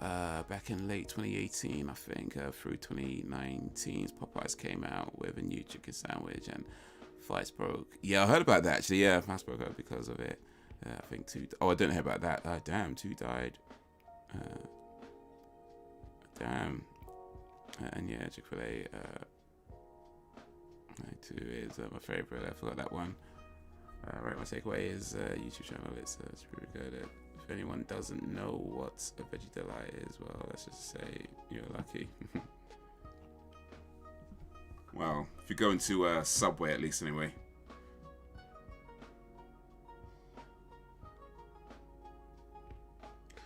All right. I think that's where we're going to start wrapping this up. It is 1 minute to 12 a.m. right now. So yeah, I think it's time to start winding this down. But before we do, let's end the poll and get the official results.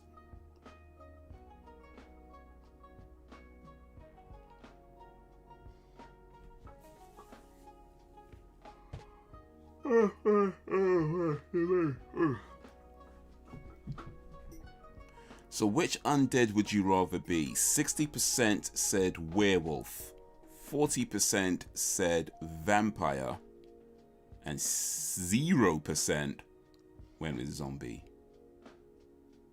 I think out of those, to be honest, I'd probably go with werewolf actually. I think I'd probably go with werewolf as well. I think I'm in the majority on this one. Because although you don't have control over, you know, when you turn it, because it's a full moon, it's whatever. I feel like I like the fact that, you know, you still have like your superpowers.